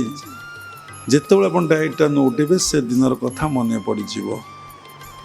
ସତରେ କ'ଣ ମୁଁ ପାତ୍ର? ପାତ୍ର ହେବାର ଅଧିକାର କ'ଣ ଅଛି? ସମର୍ଥସ୍ୟ କୁଳୀନସ୍ୟ ସಚ್ಚରିତ୍ର। ଭଲ ସମର୍ଥ ଥବ, ତାକୁ ଧାରଣ କରିବାର ସମର୍ଥ ରହିଥିବ। କୁଳୀନସ୍ୟ, ଭଲ କୂଳରୁ ଆସିଥିବ। ପ୍ରାଜ୍ଞ, ସେ ଜ୍ଞାନୀ ହେଇଥିବ। ଆଉ କ'ଣ ହେଇଥିବ ନା ସಚ್ಚରିତ୍ର, ଯାର ଚରିତ୍ରଗତ ଦୋଷ ଥବ, ସେ କ'ଣ ଆକୁ ଧାରଣ କରିପାରିବ? ବିନୟୀ ହେଇଥିବ, ନମ୍ର ହେଇଥିବ। ନହେଲେ ବାବା ନିଜ ଭିତରେ ଭଗବାନ ଅଛନ୍ତି, ତାକୁ ପାଇବାକୁ କ'ଣ ଦରକାର? ଯଦି କ୍ରିୟାବାନ ଏକଥା ପ୍ରଶ୍ନ ପଚାରିବ ତାହେଲେ କ'ଣ କୁହାହେବ ସେମାନଙ୍କୁ? କାରଣ ସେ ପ୍ରାଜ୍ଞ ନୁହନ୍ତି, ଜ୍ଞାନୀ ନୁହନ୍ତି, ପାତ୍ର ନୁହନ୍ତି, ସମର୍ଥସ୍ୟ ନୁହନ୍ତି, ସେ ବୋଝ ମୁଣ୍ଡେଇ ପାରିବେନି, ଭଲ କୂଳରୁ ଆସିନାହାନ୍ତି, ସେ ମାନେ ଯତି ବା ଯୋଗୀ ହେଇପାରିବେନି। ତେଣୁ ଯିଏ ପାତ୍ର ହେଇଥିବ ସେ କଥାକୁ ଧାରଣ, ହେ ଜନକ ତୁମେ ପାତ୍ର ତ? ତାପରେ ଅଷ୍ଟବକ୍ର ଆଉ ଗୋଟେ କଥା ଜନକୁ କହିଲେ। କ'ଣ କହିଲେ ନା ତୁମେ ନିଜକୁ ଗୁରୁଙ୍କ ପାଖରେ ସମର୍ପଣ କରିପାରିବ ତ? ଆପଣ ଦେଖନ୍ତୁ, ଆପଣ ଗୁରୁକୁ ବାଧ୍ୟ ହୋଇକି କିଏ ଭକ୍ତି ଟିକେ କରି, କିଏ ଟିକେ ଚିନ୍ତା କରି ବିଚାର କରିକି ପଇସାଟା ଦେଇ ଦେଉଛି କ'ଣ ଗୋଟେ ଆଶ୍ରମର ସ୍ପିରିଚୁଆଲ ୱାର୍କ ପାଇଁ, ଡେଭଲପ ୱାର୍କ ପାଇଁ। ଗୁରୁକୁ ଖାଇବା ପାଇଁ ନୁହେଁ, ପିନ୍ଧିବା ପାଇଁ ନୁହେଁ, ଗୁରୁଙ୍କର ସ୍ୱାସ୍ଥ୍ୟ ପାଇଁ ନୁହେଁ। ବାଧ୍ୟ ହେଇକି ବାବା କହୁଛନ୍ତି, ଗୁରୁଦେବ ଆମର କହୁଛନ୍ତି, ଗୋଟେ ମେଡ଼ିକାଲକୁ ହେଉଛି ଆଉ କି ଗୁରୁ ଗୋଟେ ମନ୍ଦିର ହେଉଛି, କିନ୍ତୁ କ'ଣ ହେଇଛି ନା ଦବା କାଳେ ଆମର ଖରାପ ଭାବିବେ କି, ଆମ ଉପରେ କାଳେ ଇମ୍ପ୍ରେସନ୍ ଖରାପ ହେଇଯିବ କି, ଏଇଟା ଗୋଟେ ଡରରେ, ଏଇଟା ଗୋଟେ ଭୟରେ, କିନ୍ତୁ ଭକ୍ତିରେ ନୁହେଁ। ଇଏ ସମସ୍ତ ତ ଦୀକ୍ଷା ନେଲା ପରେ ସବୁ ଗୁରୁଙ୍କର ସମ୍ପତ୍ତି, ଇଏ ତ ସବୁ ଗୁରୁଙ୍କର। ଆଉ ମୁଁ ପୁଣି ମୋର କ'ଣ ଆଇଲା ଯେ ମୁଁ ପୁଣି ଦେବି? ସବୁ ତ ତାଙ୍କୁ ଦେଇଛି, ସବୁ ଦେଇଛି। ଯେତେବେଳେ ଯାହା ମୋତେ ନିର୍ଦ୍ଦେଶ ଦେବେ ତାହା ମୁଁ ଦେଇଦେବି। ତେଣୁ ଗୋଟିଏ କଥାରୁ ଅନେକ କଥା ଆସୁଛି। ଜଣେ ସାଧିକା ମୋତେ ଫୋନ୍ କଲେ, କେତେ ଗୁଡ଼ିଏ ଆଧ୍ୟାତ୍ମିକ ପ୍ରଶ୍ନ ରାତିରେ ପଚାରିଲେ। ମୁଁ କହିଲି ଗୋଟେ କଥା କହିବି, ଆପଣ କିଛି ଭାବିବେନି ନା। ମୁଁ କହିଲି ଆପଣ ପିଠା କରନ୍ତି କିନ୍ତୁ ସେ ପିଠାରେ ପୁର ନଥାଏ। ପିଠା କରନ୍ତି, ସେ ପିଠାରେ ପୁର ନଥାଏ। ବୁଝିପାରୁଛନ୍ତି? ବୁଝିପାରୁନାହାନ୍ତି? ଯଦି ପୁର ନଥିବ ପିଠା କାହାକୁ ଭଲ ଲାଗିବ? ତମ ଭିତରେ ଜ୍ଞାନ ଅଛି କିନ୍ତୁ ଜ୍ଞାନଟାକୁ ଇମ୍ପ୍ଲିମେଣ୍ଟ ୱାର୍କଆଉଟ୍ କରିନ। ତୁମେ ଜାଣିଛ ସବୁରି ଭିତରେ ଭଗବାନ, କିନ୍ତୁ ସେଇ ବୋଧ ନ ଆସିବା ପର୍ଯ୍ୟନ୍ତ ତୁମେ ତାର ସ୍ୱାଦଟା ପାଇପାରିବ କି? ବୁଝିହେଲା? ତମ ଭିତରେ ପିଠା ଗଢ଼ିଛ କିନ୍ତୁ ପୁର ନାହିଁ। ଆଉ ଗୋଟେ କଥା କହିଲି, ତୁମେ ମନ୍ଦିର କରିଛ କିନ୍ତୁ ତମ ମନ୍ଦିର ଭିତରେ ସେ ସିଂହାସନରେ ପ୍ରଭୁ ନାହାନ୍ତି। ଯେଉଁ ଠାକୁରଙ୍କ ମନ୍ଦିର କରିଛ ଭଗବାନ ନାହାନ୍ତି। କହିଲେ ଆଉ କ'ଣ? ମୁଁ କହିଲି ଦେଖନ୍ତୁ, ବହୁତ ଭେଜ୍ କି ନନ୍ ଭେଜ୍ ସୁନ୍ଦର ରୋଷେଇ ହେଇଛି, ସୁନ୍ଦର ରୋଷେଇ ହେଇଛି। ପୁରା ଯେତିକି କମ୍ପୋଜିସନ୍ ମସଲା ମସଲି ଦେବା କଥା ସେଇ କଥା ପ୍ରମୋଦ ବାବୁ ଦେଇଛନ୍ତି। କିନ୍ତୁ କ'ଣ କରିଛନ୍ତି ନା ସେଥିରେ ଲୁଣ ପକେଇ ନାହାନ୍ତି। କିଏ ଖାଇବ କହିଲେ? ଯେତେ ସୁନ୍ଦର ଭେଜ୍ ନନ୍ ଭେଜ୍ ହଉ, ସବୁ ଥୁ ଥୁ ଥୁ। ଯିଏ କେବଳ ଅଲଣା ଖାଇଦେବ ସିଏ କେବଳ ଖାଇବ। ଅଲଣା ଖାଇବା ଲୋକ କେହି ନାହାନ୍ତି। ବାପା ମା ପିଲାଦିନୁ ଲୁଣ ଖାଇବା ଶିଖେଇଲେ, ଆମେ ଅଲଣା କେମିତି ଖାଇବା? 100କୁ 100 ସମସ୍ତେ ଲୁଣ ଖାଉଛନ୍ତି। ଲୁଣ ଖାଇଲେ କ'ଣ ହୁଏ ନା ଲୋକର ଆସକ୍ତି ଆସେ। ମିଠା ଖାଇଲେ କ'ଣ ହୁଏ ନା ଲୋକର କାମଚିନ୍ତା ଜାଗ୍ରତ ହୁଏ। ତେଣୁ ଜୀବନରେ ଯେ ସମ୍ପୂର୍ଣ୍ଣ ଭାବରେ ଚିନିକି ଛାଡ଼ିଦେବ, ଗୁଡ଼କୁ ଛାଡ଼ିଦେବ, ମିଶ୍ରିକି ଛାଡ଼ିଦେବ, ତା ବଡ଼ି ଆଉ ଗୋଟେ କଲର୍ ହେଇଯିବ। ପ୍ରମିସ୍ କରିବ ମୁଁ କୌଣସି ମିଠା ଖାଇବି ନାହିଁ। ଯେଉଁ ସତ୍ୟସାଇ ବାବା ଆମର ଥିଲେ ପ୍ରଶାନ୍ତି ନିଳୟରେ, ସେ ମିଠା ଆଦୌ ଟଚ୍ କରିନଥିଲେ, ମିଠା ଆଦୌ ଖାଇନଥିଲେ। ତେଣୁ ଦେଖନ୍ତୁ ଆପଣମାନଙ୍କ ଭିତରେ କି ସ୍ୱଭାବ ନା, ଆଗ ଆମେ ବନ୍ଧୁ ଘରୁ ଗଲେ ମିଠା ନେବା, ବାବାଙ୍କ ପାଖକୁ ଗଲେ ମିଠା ନେବା, ଆଗ ତାଙ୍କୁ ମାରିବାର ବ୍ୟବସ୍ଥା ଆମେ କରିବା। ଯଦି ନ ଖାଇଲେ ଇ ବାବାଜୀଟା ବଡ଼ ଲୋକର ଖାଉଛି, ଏ ଗରିବର ଖାଉନାହିଁ। ମୁଁ କେଡ଼େ ଶ୍ରଦ୍ଧାରେ ଆଣିଥିଲି ମାରିବାକୁ, ମୁଁ କ'ଣ ବଞ୍ଚେଇବାକୁ ଆଣିଥିଲି? ଫଳ ନାହିଁ, କିଛି ଫଳ ନାହିଁ ବଜାରରେ। ମିକ୍ସଚର ନେବା। ଲୋକମାନଙ୍କର ଚିନ୍ତାଧାରା, ଡିସାଇପଲ୍ ଚିନ୍ତାଧାରା ମାନଙ୍କୁ ଦେଖନ୍ତୁ। ଭଗବାନ ଆଜି କହୁଛନ୍ତି ଗୁରୁଦେବଙ୍କ ବିଗ୍ରହ ଆସିଛି, ଆପଣମାନେ ଆସନ୍ତୁ, ସମସ୍ତେ ଶ୍ରଦ୍ଧା ସହକାରେ ଗୁରୁଦେବଙ୍କ ବିଗ୍ରହ ଗୋଟେ ବସେଇବା, ଟିକେ ଜପ ଧ୍ୟାନ କରିବା। ନା ନା ଆମର କାମ ଅଛି। କେତେ ବଡ଼ କଥା! ସେଇଠି ସୁଯୋଗ ମିଳିବା କଥା। ପ୍ରଭୁ, ମୁଁ ଏ ସଂସାରକୁ ଆସିଥିଲି କ'ଣ ଏ ସାଂସାରିକ ଚିନ୍ତା ବ୍ୟସ୍ତତା ଭିତରେ ବଞ୍ଚିବା ପାଇଁ? ମୁଁ କ'ଣ ଏଥିରୁ ଶାନ୍ତି ଆନନ୍ଦ ପାଉଛି?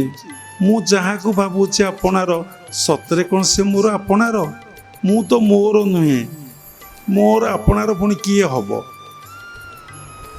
ମୁଁ ଯାହା ଅକ୍ଲାନ୍ତ ପରିଶ୍ରମ କରି ସଞ୍ଚୟ କରି ରଖିଛି ମୋ ପିଲାପିଲିଙ୍କ ପାଇଁ, ସେମାନେ କ'ଣ ସତରେ ମୋତେ ଦିନେ ପୂଜା କରିବେ, ମୋ କଥାକୁ ମନେ ପକାଇବେ? ଯାହା ମୁଁ ରଖିଛି ତାର କ'ଣ ସତ ବିନିଯୋଗ ସେ କରିବେ? ମୁଁ ତ କରିପାରିନି। ଯାହା ଉପାର୍ଜନ କରିଛି ମୁଁ ସେଥିରୁ ଛୁଞ୍ଚିଟେ ନେଇକି ଯାଇପାରିବି କି? କଣା ପଇସାଟେ ଯୋଗୁଁ ଆଗରେ କହନ୍ତି, ଆଗେକାଳ ଲୋକମାନେ କହୁଥିଲେ କଣା ପଇସାରେ ଚଳୁଥିଲା। ଆମେ ବି ଦେଖିଛୁ, ଆମେ କଣା ପଇସା ଦେଖିଛୁ। କିଏ ଦେଖିଛ ନ ଦେଖିଛ? ଗୋଲିଆ ପଇସାଟା ମଝିରେ କ'ଣ ତମ୍ଭା ପଇସା ସେ ଥିଲା, ତମ୍ଭାର। ସତରେ ମୁଁ କ'ଣ ତାକୁ ନେଇକି ଯାଇପାରିବି? ଅତି ଆପଣାର, ଅତି ପ୍ରିୟ ମୋର ଶରୀର, ତାକୁ ମୁଁ ଛାଡ଼ି ଚାଲିଯିବି। ପୁଣି ଭୂତ କହିବେ, ପୁଣି ମୁର୍ଦ୍ଦାର କହିବେ, ଲାଶ କହିବେ, ଘରେ ଯାହା ପ୍ରସାଦ ଅଛି ଫୋପାଡ଼, କେହି ଖାଅ ନାହିଁ। ସେ ପୋଡ଼ା ସରୁ ନିମପତ୍ର ପାଣି ମହାପ୍ରସାଦ ପାଇଲେ ଖାଇବ। ଇରେ ତା ଭିତରୁ କ'ଣଟା ଚାଲିଗଲା? ଚେତନାଟା ଚାଲିଯାଇଛି। ଚେତନାଟା ହିଁ ପବିତ୍ର, ଶରୀରଟା ହିଁ ପବିତ୍ର ନୁହେଁ। ଯିଏ ଚେତନାରେ ସବୁବେଳେ ରହୁଛି ସବୁବେଳେ ପବିତ୍ର। ସେ ତ ଶାସ୍ତ୍ର ଲେଖା ଅଛି, ଯସ୍ତୁ ବିଜ୍ଞାନବାନ ଭବତି ସଦା ମନସ୍କ ଶୁଚି। ତେଣୁ କ'ଣ ପୁଣି ଲେଖା ଯସ୍ମରତେ ପୁଣ୍ଡାରିକ୍ଷଂ ସ ବାୟବନ୍ଦର ଶୁଚି। ପୁଣି ଭାଗବତ ଲେଖା ହେଇଛି, ମୋର ସ୍ମରଣେ ପାପ ହରେ ସେ ଶୁଦ୍ଧ ଅନ୍ତର ବାହାରେ। ମୋତେ ଯିଏ ସ୍ମରଣ କରୁଛି ସେ ସବୁବେଳେ ଶୁଦ୍ଧ ଏବଂ ପବିତ୍ର। ସେ ଲୋକ ଯେଉଁଠି ବସିବ ସେ ଜାଗାକୁ ପବିତ୍ର କରିଦେବ। ମୋର ଭକତ ମୋର ମିତ ସେ କରେ ଜଗତ ପବିତ୍ର। ମୋର ଯିଏ ଭକ୍ତ ସିଏ ମୋର ମିତ୍ର।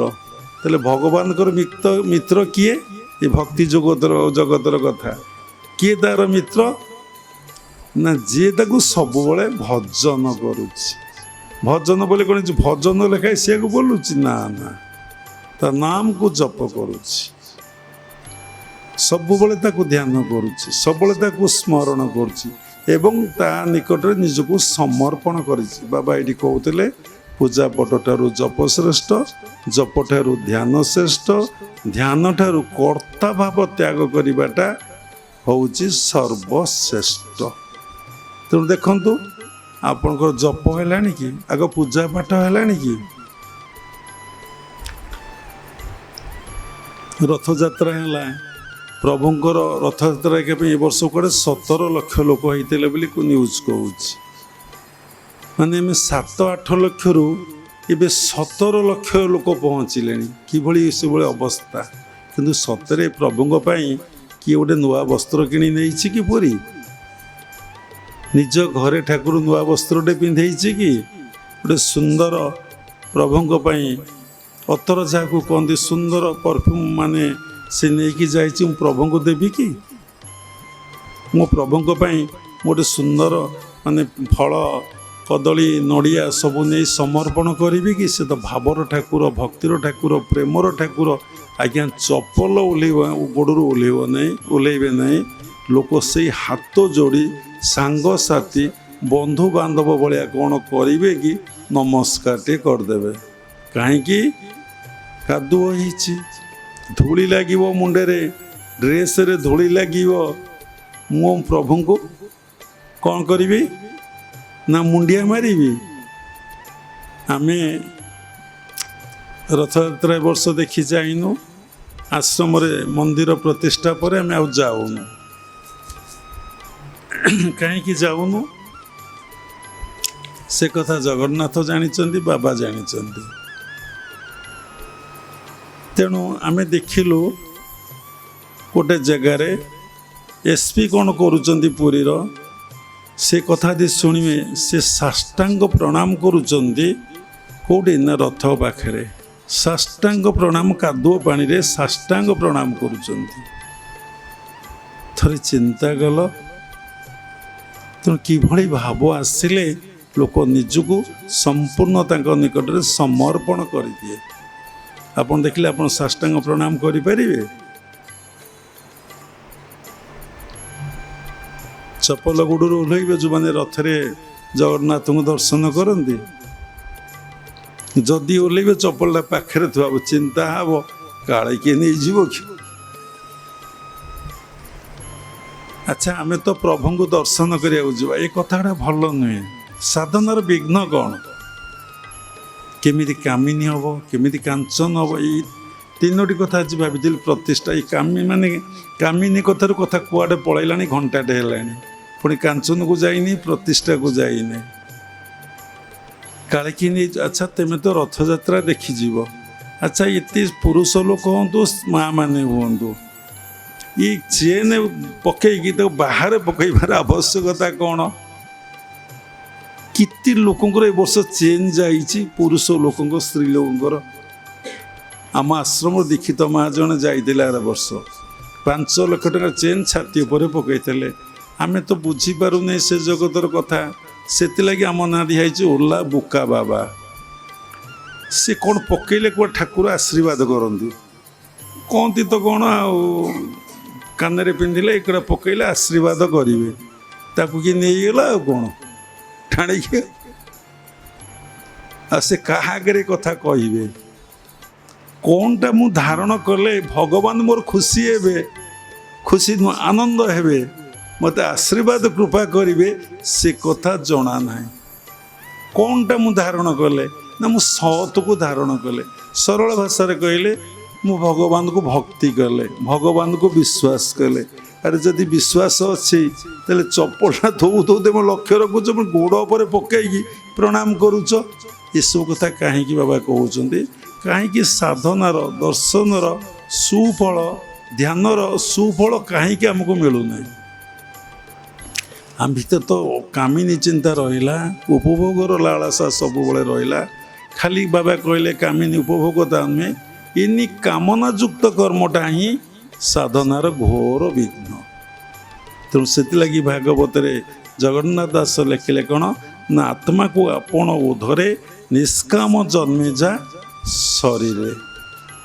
ଗୁରୁମାନଙ୍କର ବିଗ୍ରହ ଆସିଲା, ଜଣେ ମା ମୋତେ ଫୋନ୍ କଲେ, ସେ ସବୁ ସତ୍ସଙ୍ଗ ଶୁଣନ୍ତି। କ'ଣ କହିଲେ ନା ପିଠା ଅଛି ପୁର ନାହିଁ, ସେ କଥା ଭଲ କି ବୁଝିବେ। ଏବଂ ମନ୍ଦିର ଗଢ଼ା ହେଇଛି ଠାକୁର ନାହାନ୍ତି, ତରକାରୀ ହେଇଛି କିନ୍ତୁ ଲୁଣ ପକେଇ ନାହାନ୍ତି ଆପଣମାନେ। ଏଇ ତିନିଟା କଥା କରିକି ଆପଣମାନେ ଧ୍ୟାନ ଜପ ତପ ଗୁରୁକୁଳ ଆଶ୍ରମକୁ ଆସୁଛନ୍ତି। ଯାହା ପାଇବେ ସ୍ୱାଦ, ଆଉ କ'ଣ ଯାହା ପାଇବେ ସ୍ୱାଦ। କହିଲେ ବାବା ମୁଁ କେତେ ଟଙ୍କା ଦେବି? ସେ ପ୍ରତ୍ୟେକ ସତ୍ସଙ୍ଗ ଶୁଣନ୍ତି, ଏ କଥା ବି ଶୁଣିନି। ଆମେ କହିଲୁ ଯାହା ଦେବେ। ଗୋଟେ ଗୁରୁଦେବଙ୍କର ପଚାରିବାରୁ ଆମେ କହିଲୁ ଗୋଟେ ବିଗ୍ରହର ପଇସା ଦେଉନାହାନ୍ତି ନା କେତେ? ନା 3,50,000। ନା 3,50,000। କିନ୍ତୁ ସୁନା ଚେନ୍ଟେ କିଣିଲା ବେଳକୁ 5 ଲକ୍ଷ, ନହେଲେ କେତେ ସରୁ କେତେ ମୋଟା ମୋଟା ଲୋକ ପକେଇକି ଆଇଛନ୍ତି କାଳିଆ କୃପା କରିବ ବୋଲି। ମୁଁ 3,50,000 ପକେଇଲେ କାଳିଆ କ'ଣ ମୁଣ୍ଡ ଉପରେ ହାତ ରଖିବ? ଆଉ ଲୋକ ପକେଇ କାହିଁକି ଯାଉଛନ୍ତି? ସେ କ'ଣ ଚଲା ନୂଆ? ଆମେ ଓଲୁ ବୁକା ନା? ଭଗବାନ, ଏଇ ଲୋକଙ୍କର ଯେଉଁ ଭ୍ରାନ୍ତି ଥରେ ଆଲୋଚନା ହେଉଥିଲା, ଏଇ ଲୋକଙ୍କ ଭିତରେ ଯେଉଁ ଦେହବୋଧ ସତ ଚେଷ୍ଟା କର ଯାଉନାହିଁ। ଏ ଅଲଣା ହେଇଛି, ମହାପ୍ରସାଦ ବଜେଇ ଦାଉ, ଆଣ ଲୁଣ, ସେଟା କେଉଁଠୁ ଆସିଲା? ଦେହବୋଧରୁ ନା। ଆଉ ଇଏ ତରକାରୀଟା ଟିକେ ମିଠା ହେଇନାହିଁ, ତରକାରୀ କହୁଛି କ୍ଷୀରିଟା କି ମିଠାଟା, ଆଉ ଟିକେ ଆଣ ଚିନି ଆଣ, ଏ କେଉଁଠୁ ଆସିଲା? କଥା କେଉଁଠୁ ରହିଲା? ହଁ ହଉ, କାଲି ଆମେ ସ୍ୱାମୀ ସ୍ତ୍ରୀ ତ 2 ଜଣ ଆଲୋଚନା କରିବ ନା, ସାଥି ହେଇକି ଆସିଥିଲ, ପୁଣି ସାଥି ହେଇକି ଯିବ। ଆଉ କ'ଣ, ଆଉ 2 ଜଣଙ୍କ ସାଙ୍ଗେ ଡିସ୍କସନ୍ ହେବ ନା। ଯେଉଁ ଧର୍ମ ଅର୍ଜନ ହେବ ତାର ଅର୍ଧକୁ ମୋର ଅର୍ଦ୍ଧାଙ୍ଗିନୀ କହିଲା, ତୁ ମାଛ ମାଂସ ଖାଇବୁନି, କାମ କରିବୁ, ବଳ କେମିତି ପାଇବ? ବାବୁ ବଇଛନ୍ତି ଏଇଠି। ହେ ବଳ କ'ଣ ଏଇ ମାଛ ମାଂସରୁ ମିଳେ?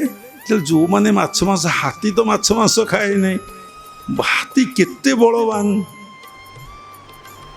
ସାଧୁମାନେ ଆମିଷ ଖାଉନାହାନ୍ତି, ପ୍ରସାଦ ଖାଉନାହାନ୍ତି, ସେମାନେ ଦୀର୍ଘଜୀବୀ ହେଉଛନ୍ତି, ବଞ୍ଚୁଛନ୍ତି। ରୁଷିଆର ସାଇଣ୍ଟିଷ୍ଟ ମାନେ ଦେଖିଛନ୍ତି, ଯେଉଁମାନେ ଭେଜିଟେରିଆନ୍ ସେମାନେ ଦୀର୍ଘଜୀବୀ, ବୁଦ୍ଧିମାନ, ଶାନ୍ତ, ଧୀର, ସ୍ଥିର। ଆପଣ ହାତୀ କ'ଣ ଏତେ ହିଂସ୍ର? ବାଘ ଭଳିଆ, ସିଂହ ଭଳିଆ? ହରିଣ କ'ଣ ଏତେ ହିଂସ୍ର? ଆପଣଙ୍କର ଗୋମାତା କ'ଣ ଏତେ ହିଂସ୍ର?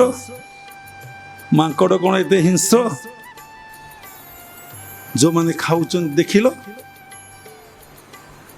ଏ ଗୋଟିଏ କଥାରୁ ଯଦି ପୁଣି ଆଲୋଚନା ହେବ, ମଣିଷ ମାଂସାଶୀ ପ୍ରାଣୀ କି ମାଂସାଶୀ ପ୍ରାଣୀ ନୁହଁ, ପ୍ରୁଭ୍ ହେବ ଯେ ମଣିଷ ଗୋଟେ ମାଂସାଶୀ ପ୍ରାଣୀ ନୁହେଁ। କେମିତି?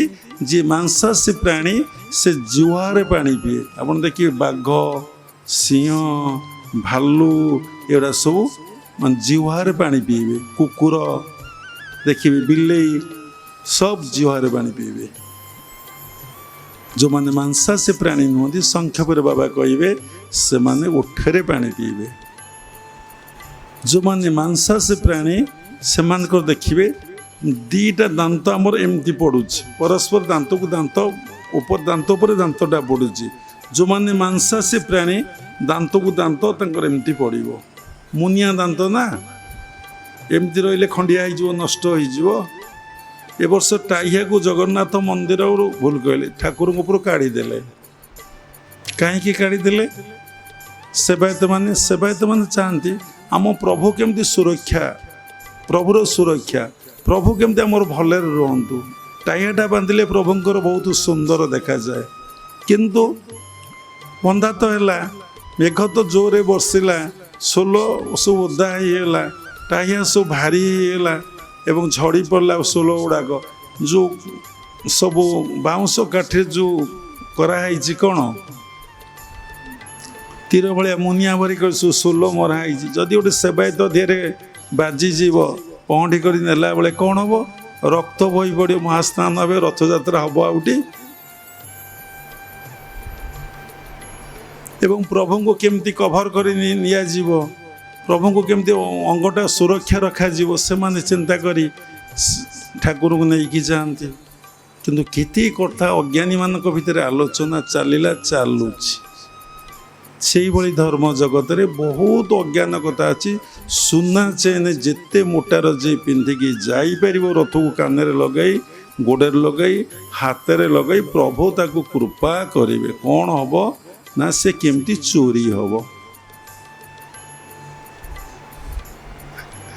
मनीषर केते माने भ्रांत धारणा भ्रम धारणा एपर्यंत जापारे नहीं धर्म जीवन आरंभ हुए त्यागरे तार परिसमाप्ति हुए त्यागरे जी जिते बड़ त्यागी से बड़ धार्मिक धर्म जीवन आरंभ हुए त्यागरे परिसमाप्ति हुए त्यागरे जी जिते बड़ त्यागी से बड़ धार्मिक आज किए पुरुष भगवद गीता अष्टादश अध्याय मुख्य जोग 3 नंबर श्लोक कहुई त्याग ही पुरुष व्याघ्र जे त्याग करि सबू सी हूँ पुरुष सी हूँ व्याघ्र व्याघ्र जिते बल अच्छी तुमको सेतिकी बल मिल कौन कौन त्याग करेंगे क्रियाजोग परंपरा रे से कथा रहीगला मूलाधार वृत्ति को त्याग करेंगे कहले समय पलैब स्वादिष्टान वृत्ति को त्याग करेंगे जानी मणिपुर वृत्ति को त्याग करेंगे अनाहतर वृत्ति को त्याग करेंगे विशुद्धर वृत्ति को त्याग करेंगे आज्ञार वृत्ति को त्याग करेंगे थोड़े चिंता कले यही जन्म रे मूलाधार स्वादिष्टान मणिपुर अनाहतर वृत्ति आमर जीव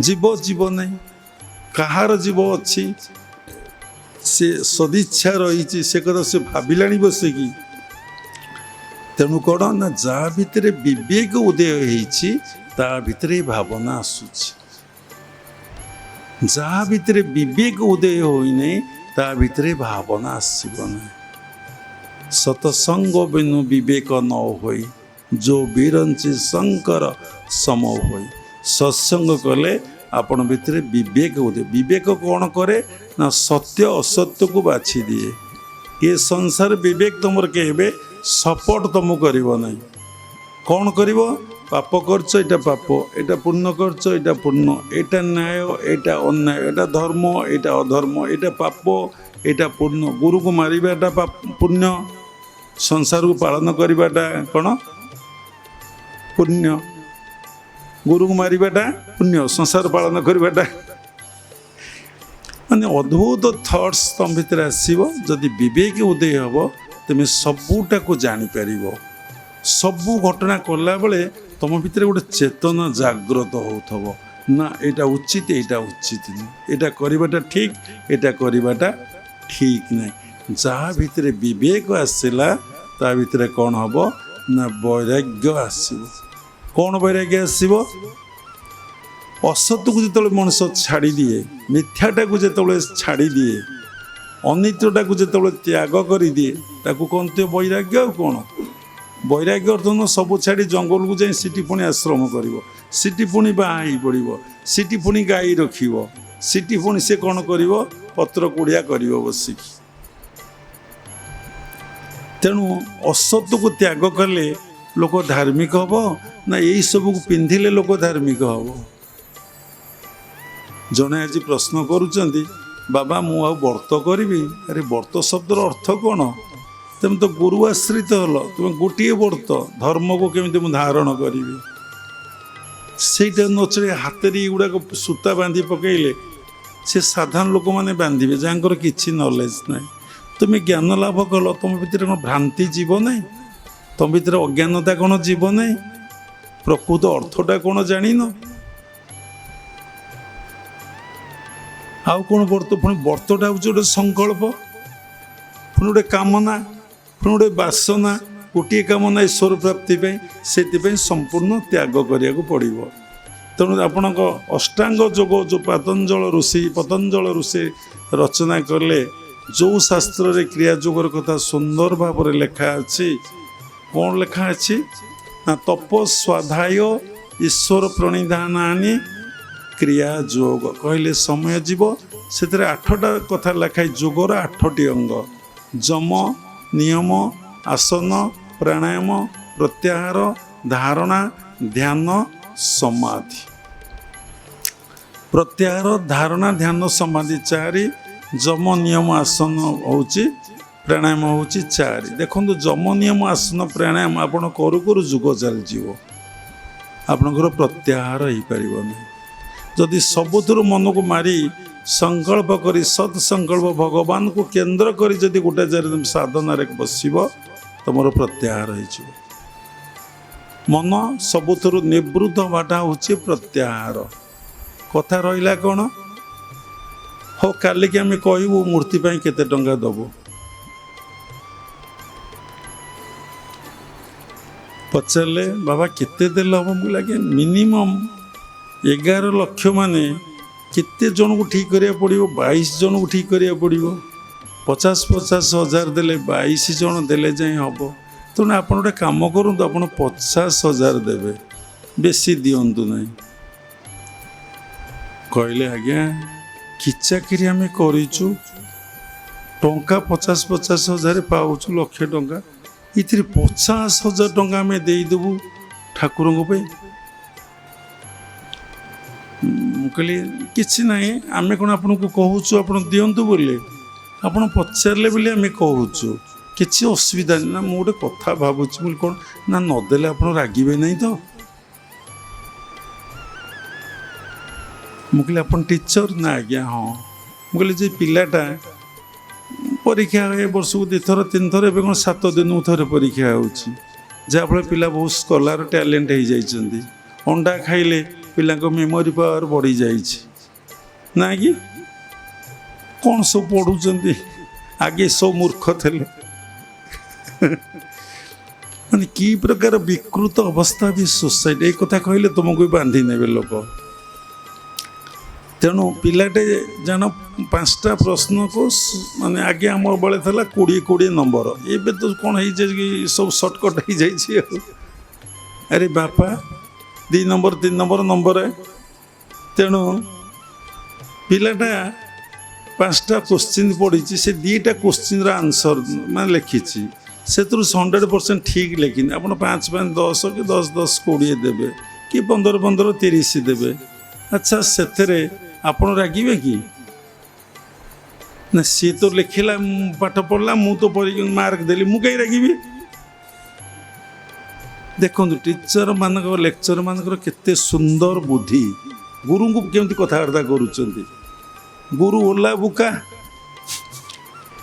अच्छा मु कहली आप रागिबे ना? मु कहीं रागिबी? मु पाठ पढ़ेली से जमी पढ़ला सेमती लिखला मु सेमती मार्क देली। अच्छा से मार्कटा कारे ना जी लिखी तार? आप प्रश्न उत्तर पाइले? आज्ञा हम रोचे प्रणाम गुरुजी। तुम्हें जेतिक दब तुमर से मार्क तुमर से गुरुजी रागिबार कौन आवश्यकता अच्छी? कौन ये दीक्षा कार्यक्रम ये दबापाई कौन दबापाई ना मनटा दबापाई दीक्षा कार्यक्रम हो। मनटा देले तुम्हें साधना शिखब। जे पर्यंत लोकर अहंकार अच्छे से केबे साधना आगे पार ना।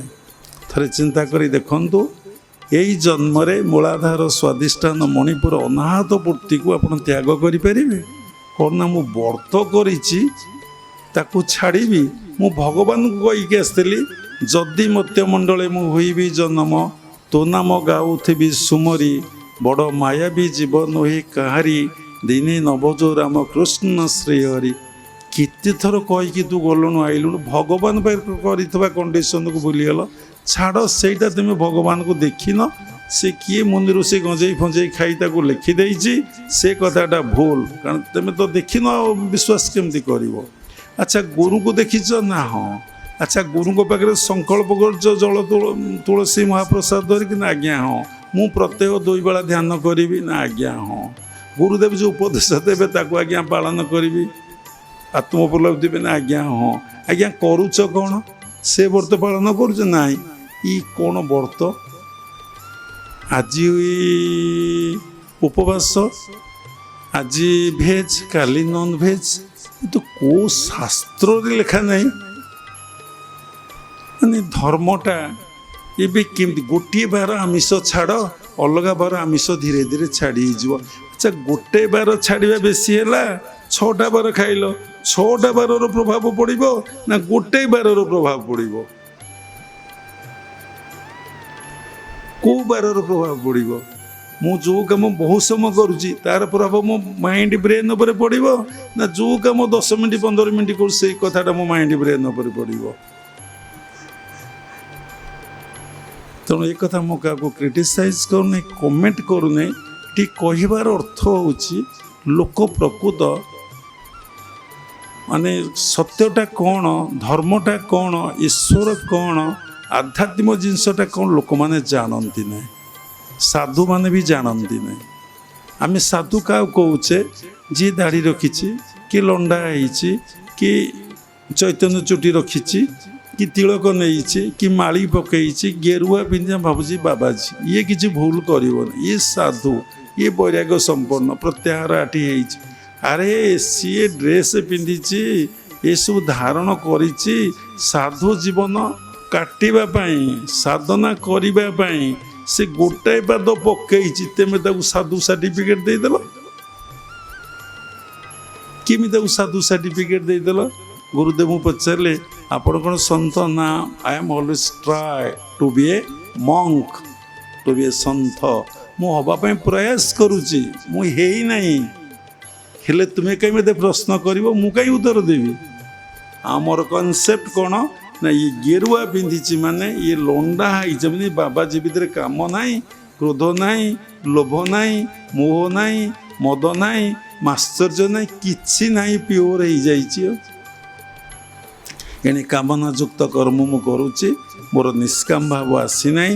ମୁଁ ବସିକି ଧ୍ୟାନ କଲିନି ଯେ କଟକ ଗଲି, ଭୁବନେଶ୍ୱର ଗଲି, ଯେଉଁ ସବୁ ସ୍ଥିର ହେଇଥିବ, ବାଦାମବାଡ଼ି ଗଲି, ଝୁଅ ଘରକୁ ଗଲି, କେଉଁଠି ଲସି ପିଇଲି, କେଉଁଠି ମାର୍କେଟିଂ କଲି, କେଉଁଠି ଗୁପଚୁପ ଖାଇଲି, କେଉଁଠି ଅଣ୍ଡା। ଆଜି ଗୁରୁବାର ଖାଇବିନି, ଆଜି ଶୁକ୍ରବାର ମୋ ପ୍ରଭୁଙ୍କ ବାର ଖାଇବିନି, କାଲି ଖାଇଲେ ଚଳିବ। କି କଥା! ଯେଉଁଠି ଆପଣ ଦେଖନ୍ତୁ, ଏ ସୋସାଇଟିକି ସୁଧାରି ପାରିବେ ନାହିଁ। କାରଣ ପ୍ରକୃତ ଗୁରୁଙ୍କର ଅଭାବ, ପ୍ରତ୍ୟେକ ଶିଷ୍ୟର ଅଭାବ ନାହିଁ। ପ୍ରକୃତ ମାର୍ଗଦର୍ଶକଙ୍କର ଅଭାବ, ପ୍ରକୃତ ସାଧୁସନ୍ତଙ୍କର ଅଭାବ, ପ୍ରକୃତ ଜ୍ଞାନଟା ସେମାନେ କାହାକୁ ଖୋଲିକି କହୁନାହାନ୍ତି। ଯଦି କିଏ ଜାଣିଛି ସେ ବି କହୁନାହିଁ। ସତରେ କେହି ଜାଣିନାହାନ୍ତି। ଯଦି ଯିଏ ଜାଣିଛି ସେ ଗୁପ୍ତ, ସେ ପରିପ୍ରକାଶ ନୁହେଁ। ତେଣୁ ଆମେ କାମନାଯୁକ୍ତ କର୍ମକୁ ଯଦି ନ କରିକି ଆମେ ଈଶ୍ୱରଙ୍କୁ ଉପାସନା କଲେ, ଈଶ୍ୱରକୁ ଉପାସନାର ଫଳ ଆମେ କ'ଣ ପାଇପାରିବା? ଚିନ୍ତା କରନ୍ତୁ, ସମୀକ୍ଷା କରନ୍ତୁ, ବାବାଙ୍କ କଥାରେ ପ୍ରଭାବିତ ହୁଅନ୍ତୁ ନାହିଁ। ଆପଣ ଭିତରେ ବିବେକ ଆସିଛି ତ ବିଚାର କରିବାରେ? ଯାହା ଭିତରେ ବିବେକ ଆସିବ ତା ଭିତରେ ବୈରାଗ୍ୟ ଆସିବ। ବୈରାଗ୍ୟ ଅର୍ଥ ସେ ଆଉ କ'ଣ ଅସତରେ ମନକୁ ରଖିବ କି? ସେ ସତରେ ରଖିବ ନା। ଆଉ ତାର ବିବେକ ଉଦୟ ହେଇଛି। ବୁଦ୍ଧି ବିବେକ ଜ୍ଞାନ ବଳେ, ମରଣ ଜିଣିପାରେ ହେଳେ। ବୁଦ୍ଧି ବିବେକ ଜ୍ଞାନ ବଳେ, ବିବେକଟି ଲଗା ହେଇଛି। ବୁଦ୍ଧି ବିବେକ ଜ୍ଞାନ ବଳେ, ବିବେକ ଆସିଲେ ଜ୍ଞାନ ଆସିବ। ଆମର ତ ବିବେକ ଆସିଲାନି, ଆତ୍ମଜ୍ଞାନ ଆମକୁ କେମିତି ପ୍ରାପ୍ତି ହେବ? ଆମେ ସତ୍ୟ ଅସତ୍ୟକୁ ଏପର୍ଯ୍ୟନ୍ତ ବାଛିଲେ ନାହିଁ। ଆଜି ସତ୍ସଙ୍ଗ, ବାହାଘର ଭୋଜି ଅଛି, ଖାଇବାକୁ ଯିବା ନା? ସତ୍ସଙ୍ଗ କଲେ କ'ଣ ବନ୍ଧୁ ସେଠି ନ ଗଲେ ଖରାପ ଭାବିବେ। ତା ଡାଏରୀରେ ମୋର ଦାନଟା ଲେଖା ହେଇଥିବ, ଦାନ ନ ଦେବାଟା, ଏବଂ ମୋ ଡାଏରୀରେ ତାର ଦେବାଟା ଲେଖା ହେଇଥିବ। ସେ 501 ଟଙ୍କା ଦେଇଛି, 502 ଟଙ୍କା ମୁଁ ଦେବି। ଆଉ ଯଦି ସେ 100 ଟଙ୍କା ଦେଲା, ତାହେଲେ ମୁଁ 501 ଟଙ୍କା କାହିଁକି ଦେଇଥିଲି? ଆରେ ବା, ତୁ କ'ଣ ଦେଇଥିଲୁ ପାଇବା ପାଇଁ? ତୁ ସେ କଥାକୁ ମନେ ରଖିଛୁ? ମାନେ ମାନସିକତା ଆପଣ ଦେଖନ୍ତୁ। ମନ ଜଗତର କଥା ବାବା କହୁଛନ୍ତି, ନିଜର ମାନସିକତାଟାକୁ ଦେଖନ୍ତୁ। ଏ ମନ କେତେ କଳୁଷିତ, ଏ ମନ କେତେ କାମନା ବାସନା ଯୁକ୍ତ, ଏ ମନ କେତେ କାମନା ଯୁକ୍ତ କର୍ମ କରୁଛି। ଖାଲି ନାରୀଟା କ'ଣ ନର୍କ? ଏନି କାମନା ଯୁକ୍ତ କର୍ମଟା ହିଁ ନର୍କ। ଗୋଟେ ଲୋକ ପୁରୁଷଟି ନାରୀ ସହିତ କେତେ ସଂସ୍ପର୍ଶରେ ଆସିପାରିବ? କିନ୍ତୁ ଏନି ଟାଇମ୍ କାମନା ଯୁକ୍ତ କର୍ମ ସେ କରୁଛି। ଏନି ଟାଇମ୍ ସେ ଭାବିଛି କ'ଣ ଏଇ କର୍ମଟା ହିଁ ଭଗବତ କର୍ମ ବୋଲି ଭାବିଛି, ତାକୁ ଭଗବାନ କରୁଛନ୍ତି ବୋଲି ଭାବିଛି। ଏବଂ ମୁଁ ଏ କର୍ମ କରୁଛି, ମୋର ଆଦୌ ଫଳ ଆଶା କିଛି ଦରକାର ନାହିଁ। ମୁଁ ଯାହା ହେଉଛି ଏ ଭଗବତ କର୍ମ, ଆକୁ ଭଗବତ ବୋଧରେ ଆପଣ କରିବେ ଏବଂ ତାର ରେଜଲ୍ଟ କେତେବେଳେ ଆଶା କରିବେ। ଆପଣ କାছে ରେଜଲ୍ଟ ଆଶା କରିବେନି, କର୍ମ କେମିତି ହେବ? ଆପଣ ରେଜଲ୍ଟ ଆଶା ନ କରି କର୍ମ କରନ୍ତୁ, ଦେଖିବେ ଫଳ ଆପଣ ପାଖରେ ମନକୁ ମନ ପହଞ୍ଚିବ, ନିଶ୍ଚିନ୍ତ ପହଞ୍ଚିବ। ତାର ଏକ୍ଜାମ୍ପଲ ହେଉଛନ୍ତି ସାଧୁ ସନ୍ଥମାନେ। ନିଶ୍ଚିନ୍ତ ପହଞ୍ଚିବ, ନହେଲେ ନବମଧ୍ୟାୟର 22-16 ଭୁଲ ହେଇଯିବ। ଆପଣ ଜପ କରନ୍ତୁ, ଧ୍ୟାନ କରନ୍ତୁ, ନୀରବ ରୁହନ୍ତୁ, କାହାକୁ କିଛି କୁହନ୍ତୁ ନାହିଁ। ଆପଣଙ୍କର ଯାହା ଯାହା ଦରକାର, ଯଦି ଆପଣ ଇଷ୍ଟଙ୍କୁ ପ୍ରେୟାର କରିଥିବେ, ଇଷ୍ଟଙ୍କ ପିତାର୍ଥ ପାଇଁ, ଆପଣଙ୍କର କାମନା ବାସନା ପାଇଁ ନୁହେଁ, ଈଶ୍ୱରଙ୍କ ପିତାର୍ଥ ପାଇଁ ଯଦି ଆପଣ ପ୍ରେୟାର କରିଥିବେ, କ'ଣ ହେବ ନା ଆପଣଙ୍କୁ ସେଇଟା ପ୍ରାପ୍ତି ହେଇଯିବ, ସିଓର। ତେଣୁ ଆମେ କାମନା ଯୁକ୍ତ କର୍ମକୁ ଆମେ ଏ ଜନ୍ମରେ ଛାଡ଼ିପାରିବା, କର୍ମକୁ କିନ୍ତୁ ଛାଡ଼ିପାରିବାନି। ଆମେ ତାକୁ କ'ଣ କରିବା ନା ରୂପାନ୍ତରିତ କରିବା, ଶୁଦ୍ଧ ପବିତ୍ର କରିଦେବା। କିନ୍ତୁ କାମନା ଯୁକ୍ତ କର୍ମ ଆମେ କରିବା ନାହିଁ। ସମସ୍ତ କର୍ମକୁ ଭଗବତ କର୍ମ ଭାବିବା ଏବଂ ମୁଁ କରୁଛି, ମୋର ପିଲାମାନଙ୍କ ପାଇଁ କରୁଛି, ମୋର ସଂସାର ପାଇଁ କରୁଛି ଭାବିବାଟା କାମନା ଯୁକ୍ତ। ଏ ସବୁ କିଛି କରୁଛି ମୋ ଗୁରୁଦେବଙ୍କ ପାଇଁ ବା ଭଗବାନଙ୍କ ପାଇଁ। ସେଇ ମୁଁ ମୋର ଭାବଟାକୁ ଗୁରୁ ଭଗବାନ ପାଖରେ ଥୋଇଦେଲି। ଯାହା ମିଳିବ ଏ ସବୁ ହିଁ ଭଗବାନଙ୍କର।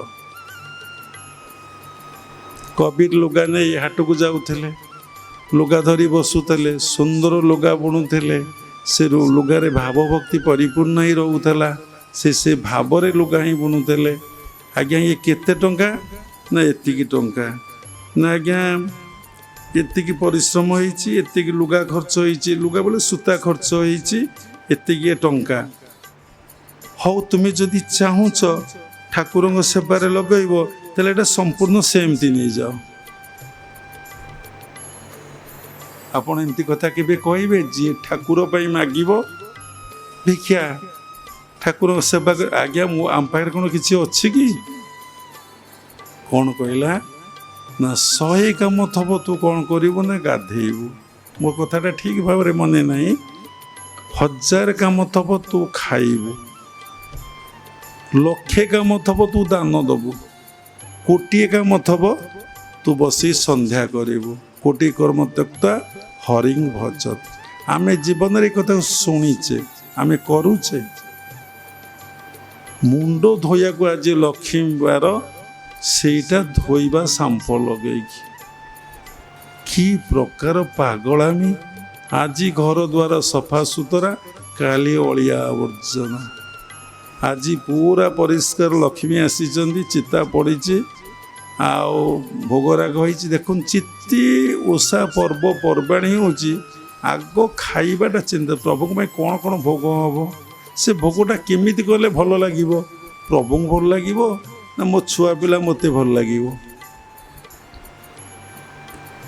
ଡିପ୍ଲି ଭାବିକି ଦେଖନ୍ତୁ। ଭୋଗ ହେବା ପୂର୍ବରୁ ତୁମେ ଖାଇସାରିଲଣି, ନାମକୁ ମାତ୍ର ଠାକୁରକୁ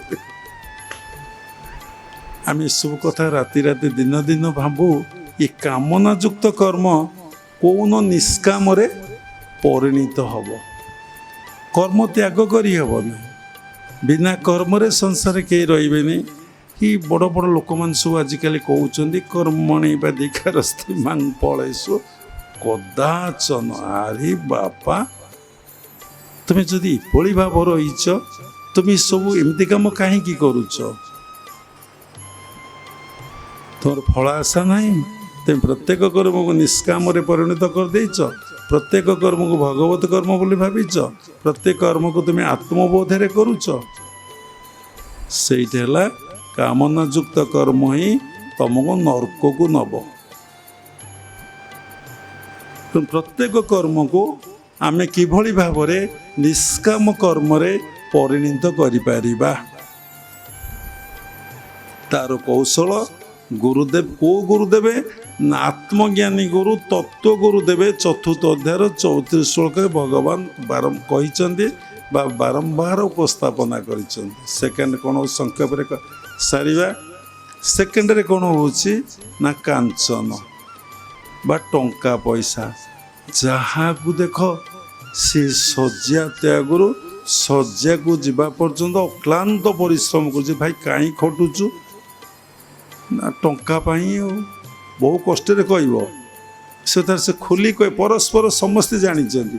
ଯଦି ପଚରା ଯେ କ'ଣ ନା ମୁଁ ଯାଇପାରିବି କି ସତ୍ସଙ୍ଗ? କାମ ଅଛି।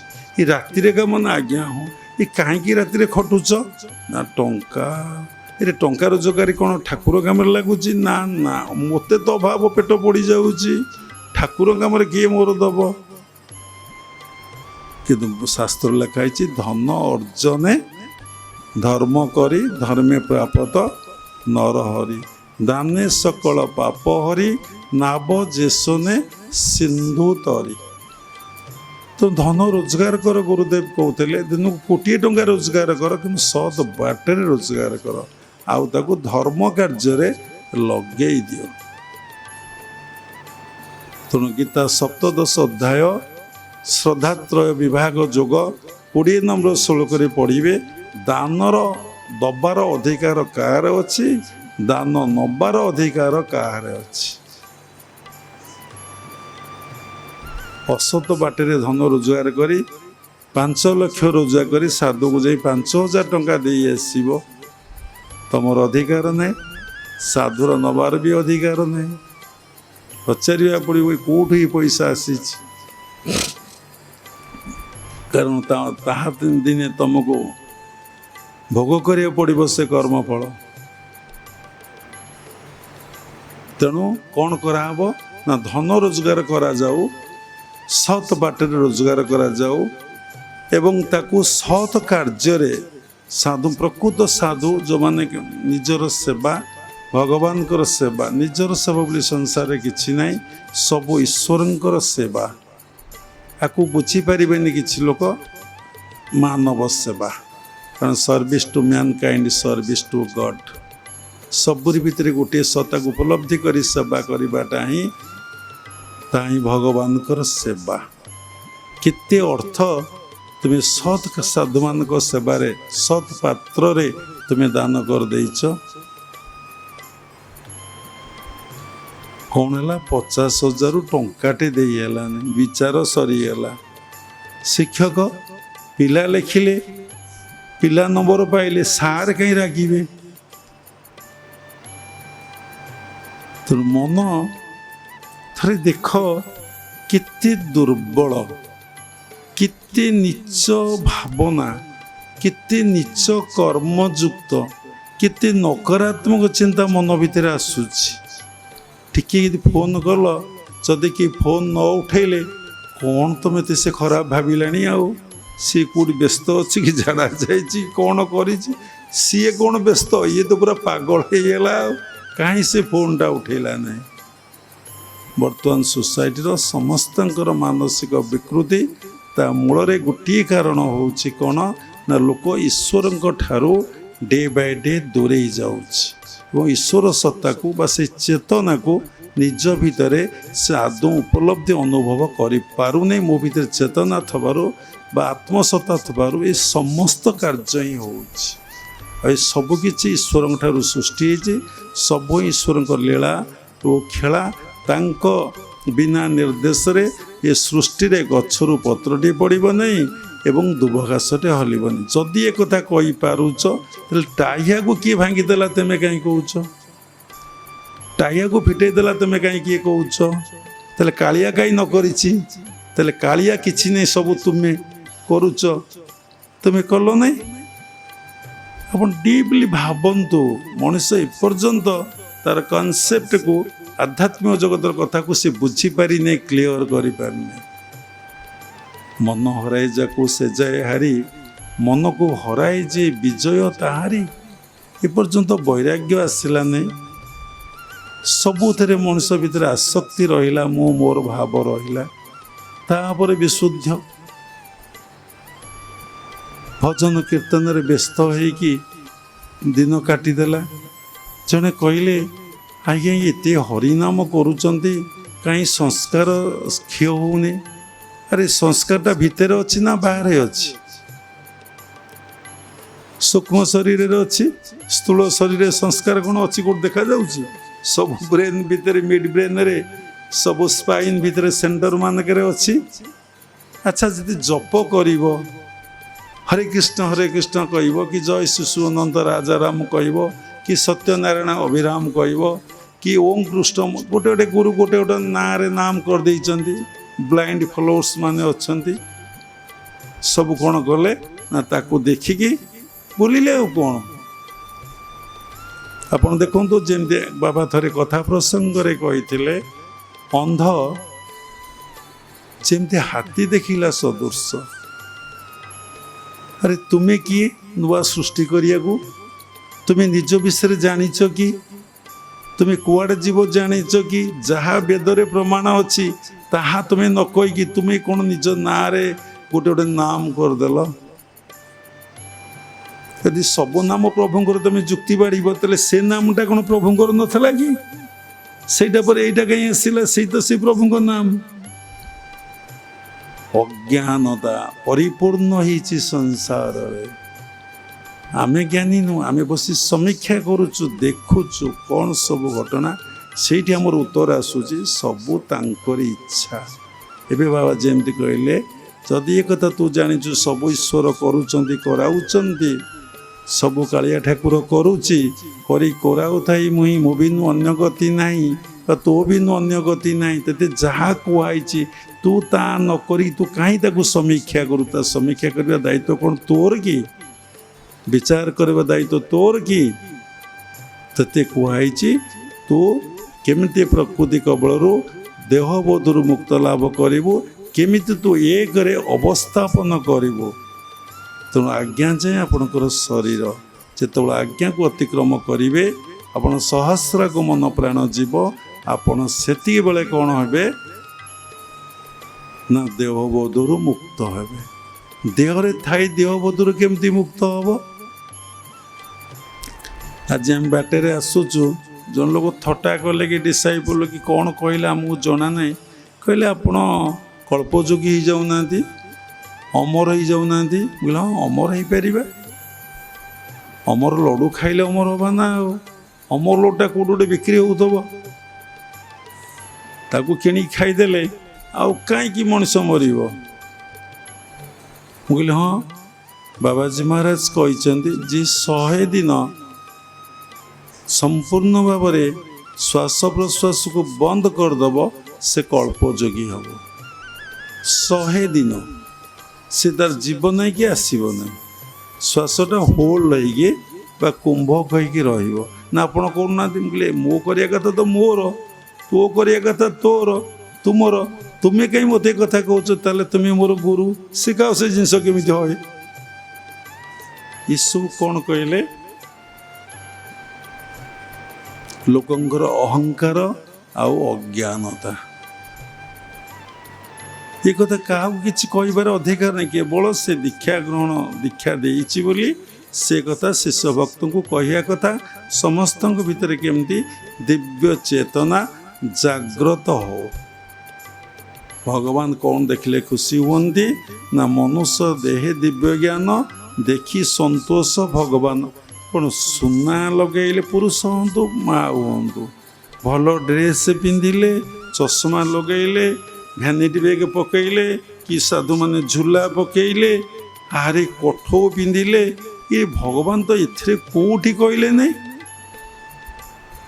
कहले दिव्य ज्ञान देखिले मु संतुष्ट हुए नॉलेज देखिले संतुष्ट हुए नहीं कहले नहीं डिवाइन नॉलेज देखिले मु संतुष्ट दिव्य ज्ञानटा कौन ना निज भीतर आत्मा को उपलब्धि करिबा भगवान को उपलब्धि करिबा भक्त कहूँ भगवान ज्ञानी कहूँ आत्मा योगी कहूँ प्राण तेणु निज भीतर ईश्वर सत्ता को उपलब्धि कले आत्मसत्ता को उपलब्धि कले सर्वभूत जड़ ठारू चेतन पर्यंत सर्वभूत आत्मदर्शन आत्म उपलब्धि कले भगवान से संतुष्ट हे भगवान बोले कौन समस्ते संतुष्ट हे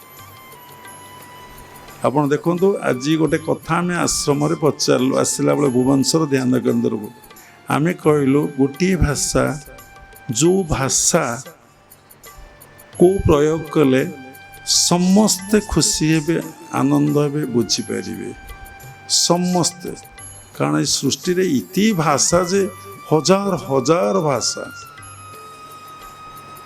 भारत वर्ष 400 ना 500 लैंग्वेज अच्छी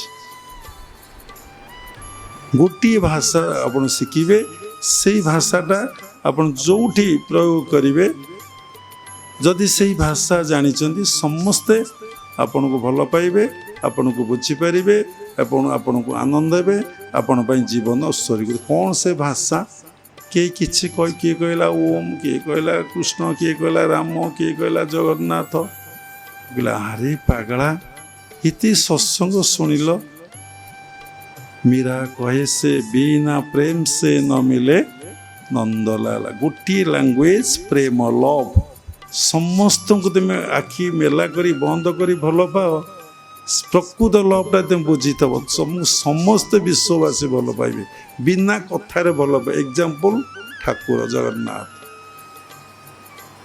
कि कृष्ण कि राम कथा कहउछन तुमको इति प्रेम जे से आखिरे मुँह घसरा हो जाइछि जमा प्रभुंकर देखा जाऊने वर्षार ओदा भिजी जाइछन्ति तथापि से कला मुहरे कौन आकर्षण कि जादू अच्छी जे किते प्रेम रही जे से घसा मुह कला मुह आउ किछि नाही से मुहरे तथापि दर्शन कर लक्ष लक्ष लोकंकर भीड़ तम मुहरे कौन टी हो जाऊ देखा तुम्हें तो एत मेकअप हो पुरुष हूँ स्त्री हूँ माँ हूँ बाबा हूँ ये थरे मेकअप होले 10,000 15,000 खर्च हुए विभिन्न कौटे कॉस्टली सब क्रीम रही चाइना रु आसुची जापान रु आसुची स्वीडेन रु आसुची कि तो तुम कहले तुम भल बोली मुंडिया माइले नहीं तुम बुलिकी भुवनेश्वर टाउन सारा पुरी सारा समुद्र कूल सारा बुली आस कई मुंडिया मारे नहीं जो मैंने नकारात्मक लोक खाली अनेबे देखिए जी भल लोक से जमा अनेबे कहीं एत पैसा खर्च कर विकृत मुहटा करके समुद्र कूल पुरी जगन्नाथ मंदिर बुलूची एति पैसा देखो गरीब मान को दे दिंता भगवान को सेवारे लगे था अरे केते बड़ कथा होता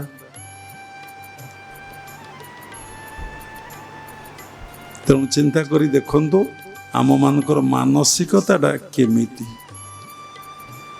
छाड़ंतु कांचन कांचनर केते मिस यूटिलाइज आम करुचे तो गुरुदेव कहते गोटे टंकाटा को असत कार्य लगेब ना गोटे गोल कॉइन को से गोलटा कॉइन जति में रखिब से गोटे महत काम लगे महत सेवारे लगेब देखु पाखे जो पैसा न थाए समस्त पाखे पैसा अच्छे आम मान पाखे पैसा नहीं कारण आम छाड़ी आसचु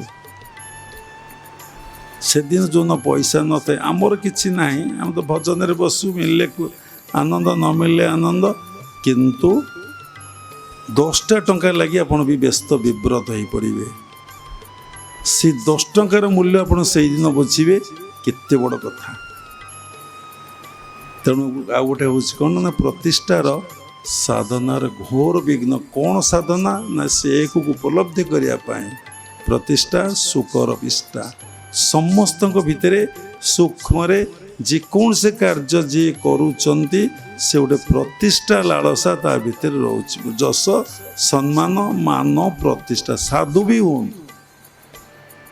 ସତରେ ତୁମେ ଏମିତି ବ୍ରହ୍ମଜ୍ଞାନ ଆତ୍ମଜ୍ଞାନ ଜାଣିଛ, ସଭା ସମିତିରେ ବସି ତୁମେ ଏମିତି କହୁଛ? ଯିଏ ଜାଣିଛି ସେ କ'ଣ କହେ?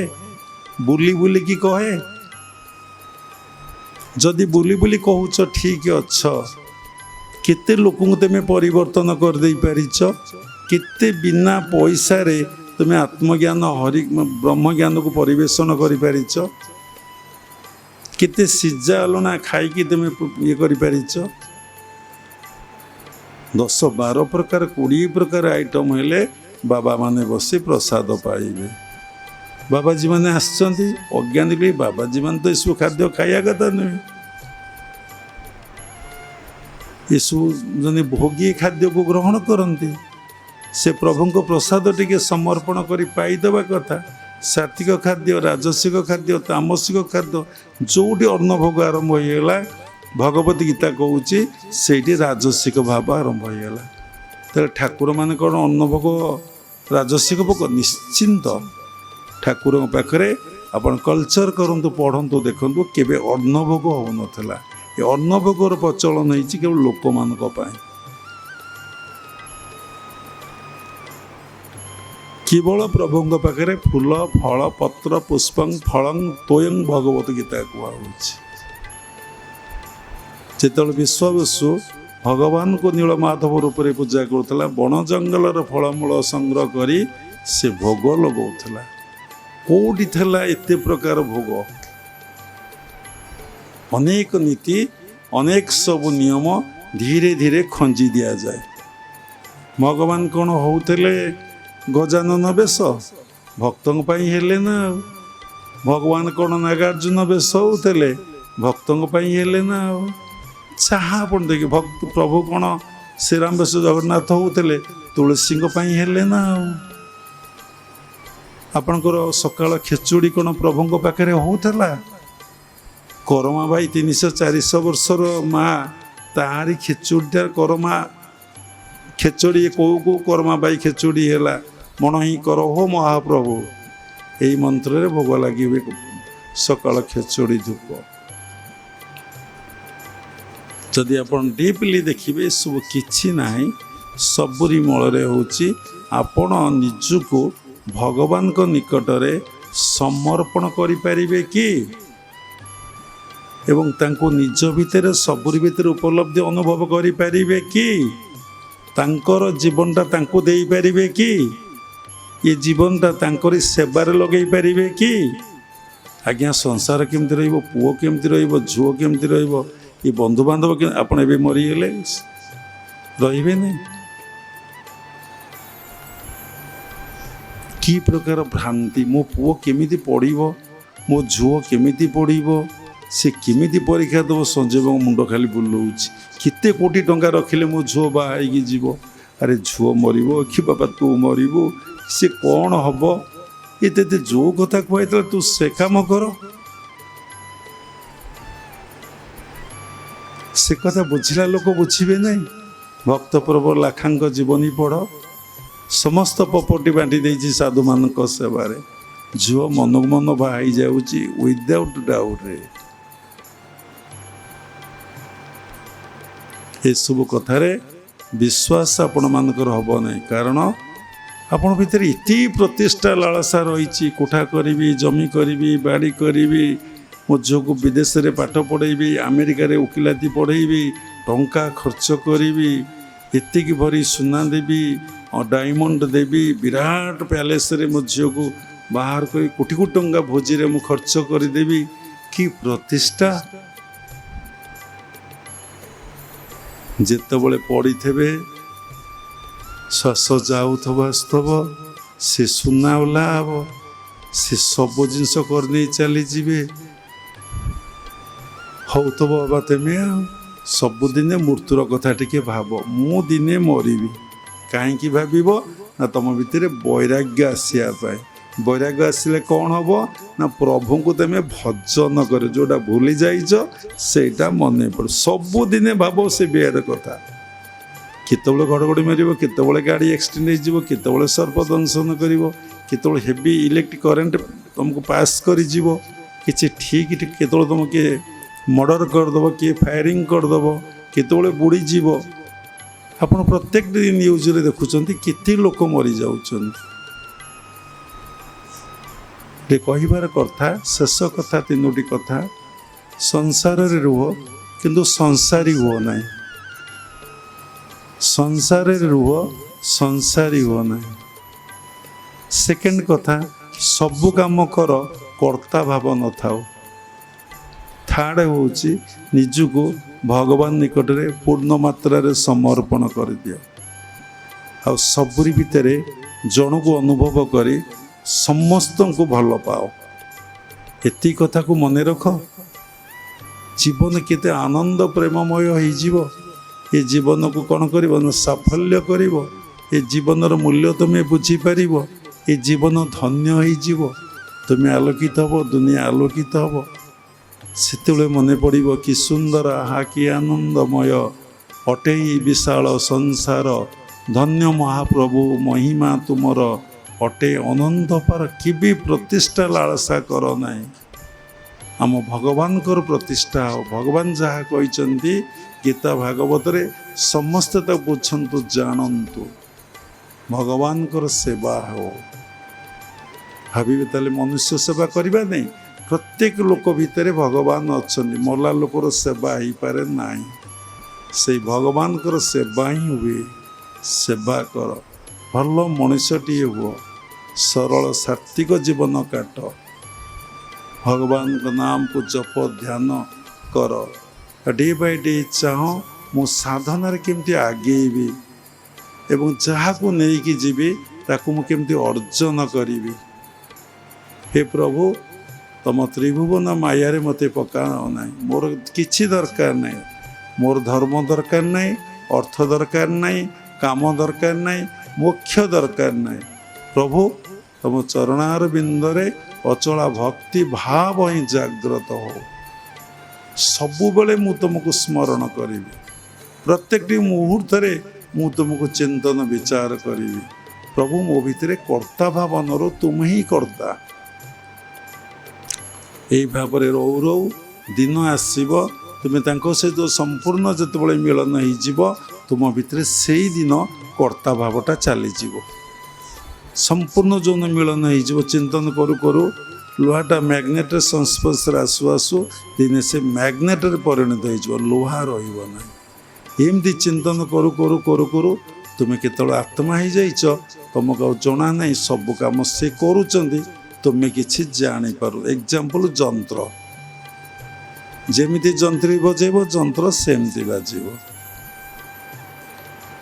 ପଢ଼ିବା ଠାରୁ ଶୁଣିବା ଭଲ, ଶୁଣିବା ଠାରୁ କରିବା ଭଲ। ତେଣୁ ସବୁବେଳେ ଅଳ୍ପରେ ବୁଝ ଏବଂ କାର୍ଯ୍ୟକାରୀ କରିବା ପାଇଁ ଚେଷ୍ଟା କର। ସାଧନା କର। ବିନା ସାଧନାରେ ଏଇ ଯେଉଁ ମନ କେବେ ପ୍ରକୃତି କବଳରୁ ମୁକ୍ତି ଲାଭ କରିପାରିବ ନାହିଁ। ତେଣୁ କାମିନୀ କାଞ୍ଚନ ପ୍ରତିଷ୍ଠା ହେଉଛି ସାଧନାର ଘୋର ବିଘ୍ନ। ଯେପର୍ଯ୍ୟନ୍ତ ଏଥିରୁ ମୁକ୍ତ ନ ହୋଇଛ, ତମ ଭିତରେ ଏକତ୍ଵ ଭାବ, ଏକ ଭାବ ବା ଈଶ୍ୱର ସତ୍ତା, ଆତ୍ମସତ୍ତାକୁ କେତେବେଳେ ଉପଲବ୍ଧି ଅନୁଭବ କରିପାରିବ ନାହିଁ। ମହତ ଚିନ୍ତା ରଖ, ତତ୍ତ୍ୱଗୁରୁଙ୍କର ଦୀକ୍ଷା ଗ୍ରହଣ କର, ଜୀବନରେ ସାଧନା କର। ଧର୍ମ ଜଗତର ଭ୍ରମରେ କେତେବେଳେ ପଡ଼ ନାହିଁ। ସାଧାରଣ କଥାରେ ମୁଣ୍ଡ ପୁରାଉ ନାହିଁ। ଯାହା ଶାସ୍ତ୍ରରେ ଲେଖା ଅଛି ତାକୁ ପାଳନ କର। ଯେଉଁ ଗୁରୁ ଶାସ୍ତ୍ର ସମ୍ମତ କଥା କହୁଛନ୍ତି ଏବଂ ଦେଖୁଛ ସେଇଟା ହିଁ ପ୍ରକୃତ ସତ୍ୟ, ତାଙ୍କରି ପାଖରେ ବସିକି ଦୀକ୍ଷା ଗ୍ରହଣ କର। ଯେଉଁ ଗୁରୁ ଶାସ୍ତ୍ର ସମ୍ମତ କଥା କହୁନାହାନ୍ତି, ପ୍ରତିଷ୍ଠା ଚାହୁଁଛି ମୁଁ ଗୋଟେ ନୂଆ କଥା କହିକି ପ୍ରତିଷ୍ଠା କରିବି, ସେ ଗୁରୁଙ୍କ ପାଖରେ କେତେବେଳେ ଶରଣାପନ୍ନ ହୁଅ ନାହିଁ କି ବିରୋଧ କର ନାହିଁ। କାହାକୁ ଭାବିବା ଖରାପ ଭାବିବା ଅର୍ଥ ତୁମେ ସେଇ ଭଗବାନଙ୍କୁ ହିଁ ଖରାପ ଭାବିଲ। କାରଣ ସବୁ ତାଙ୍କଠାରୁ ସୃଷ୍ଟି। ତେଣୁ ତୁମକୁ ଯାହା କୁହାହେଇଛି ତୁମେ ତାହା କରିବ, କିନ୍ତୁ କଲା ପୂର୍ବରୁ ଭଲ ରକମ ଶାସ୍ତ୍ର ଅଧ୍ୟୟନ କରିବାର ଅଛି ଏବଂ ଗୁରୁଙ୍କ ପାଖରୁ ଯେଉଁମାନେ ଭଲ ସାଧୁ ତାଙ୍କ ପାଖରେ ବସିକି ଏ କଥା ଶୁଣିକି ଜାଣିବାର ଅଛି। ସେଥିପାଇଁ ରାମକୃଷ୍ଣ ପରମହଂସ କହିଥିଲେ କ'ଣ, ଆରେ ନରେନ ହାଣ୍ଡିକି ଭଲକି ବଜେଇକି ଦେଇକି ଫଟାକି ଦର, ଭଲକି ଦେଖ। ଶେଷରେ କ୍ରିୟାଯୋଗ ପରମ୍ପରାର ସମସ୍ତ ଗୁରୁମାନଙ୍କୁ ମୁଁ ପ୍ରଣାମ କରୁଛି। ବିଶ୍ୱର ପ୍ରତ୍ୟେକ ସମ୍ପ୍ରଦାୟର ଗୁରୁମାନଙ୍କୁ ମୁଁ ପ୍ରଣାମ କରୁଛି। ଉପସ୍ଥିତ ପ୍ରେମ ସ୍ୱରୂପ ଗଣ ସବୁରି ଭିତରେ ପରମାତ୍ମା ପରମ ବ୍ରହ୍ମକୁ ଉପଲବ୍ଧି କରି ମୁଁ ପ୍ରଣାମ କରୁଛି। ସର୍ବେ ଭବନ୍ତୁ ସୁଖିନ, ସର୍ବେ ସନ୍ତୁ ନିରାମୟା, ସର୍ବେ ଭଦ୍ରାଣୀ ପଶନ୍ତୁ, ମା କଶ୍ଚିତ୍ ଦୁଃଖ ଭାଗ ଭବେତ୍। ଜୟ ଗୁରୁଦେବ, ଜୟ ଜଗନ୍ନାଥ, ହରି ଓମ୍ ତତ୍ସତ୍।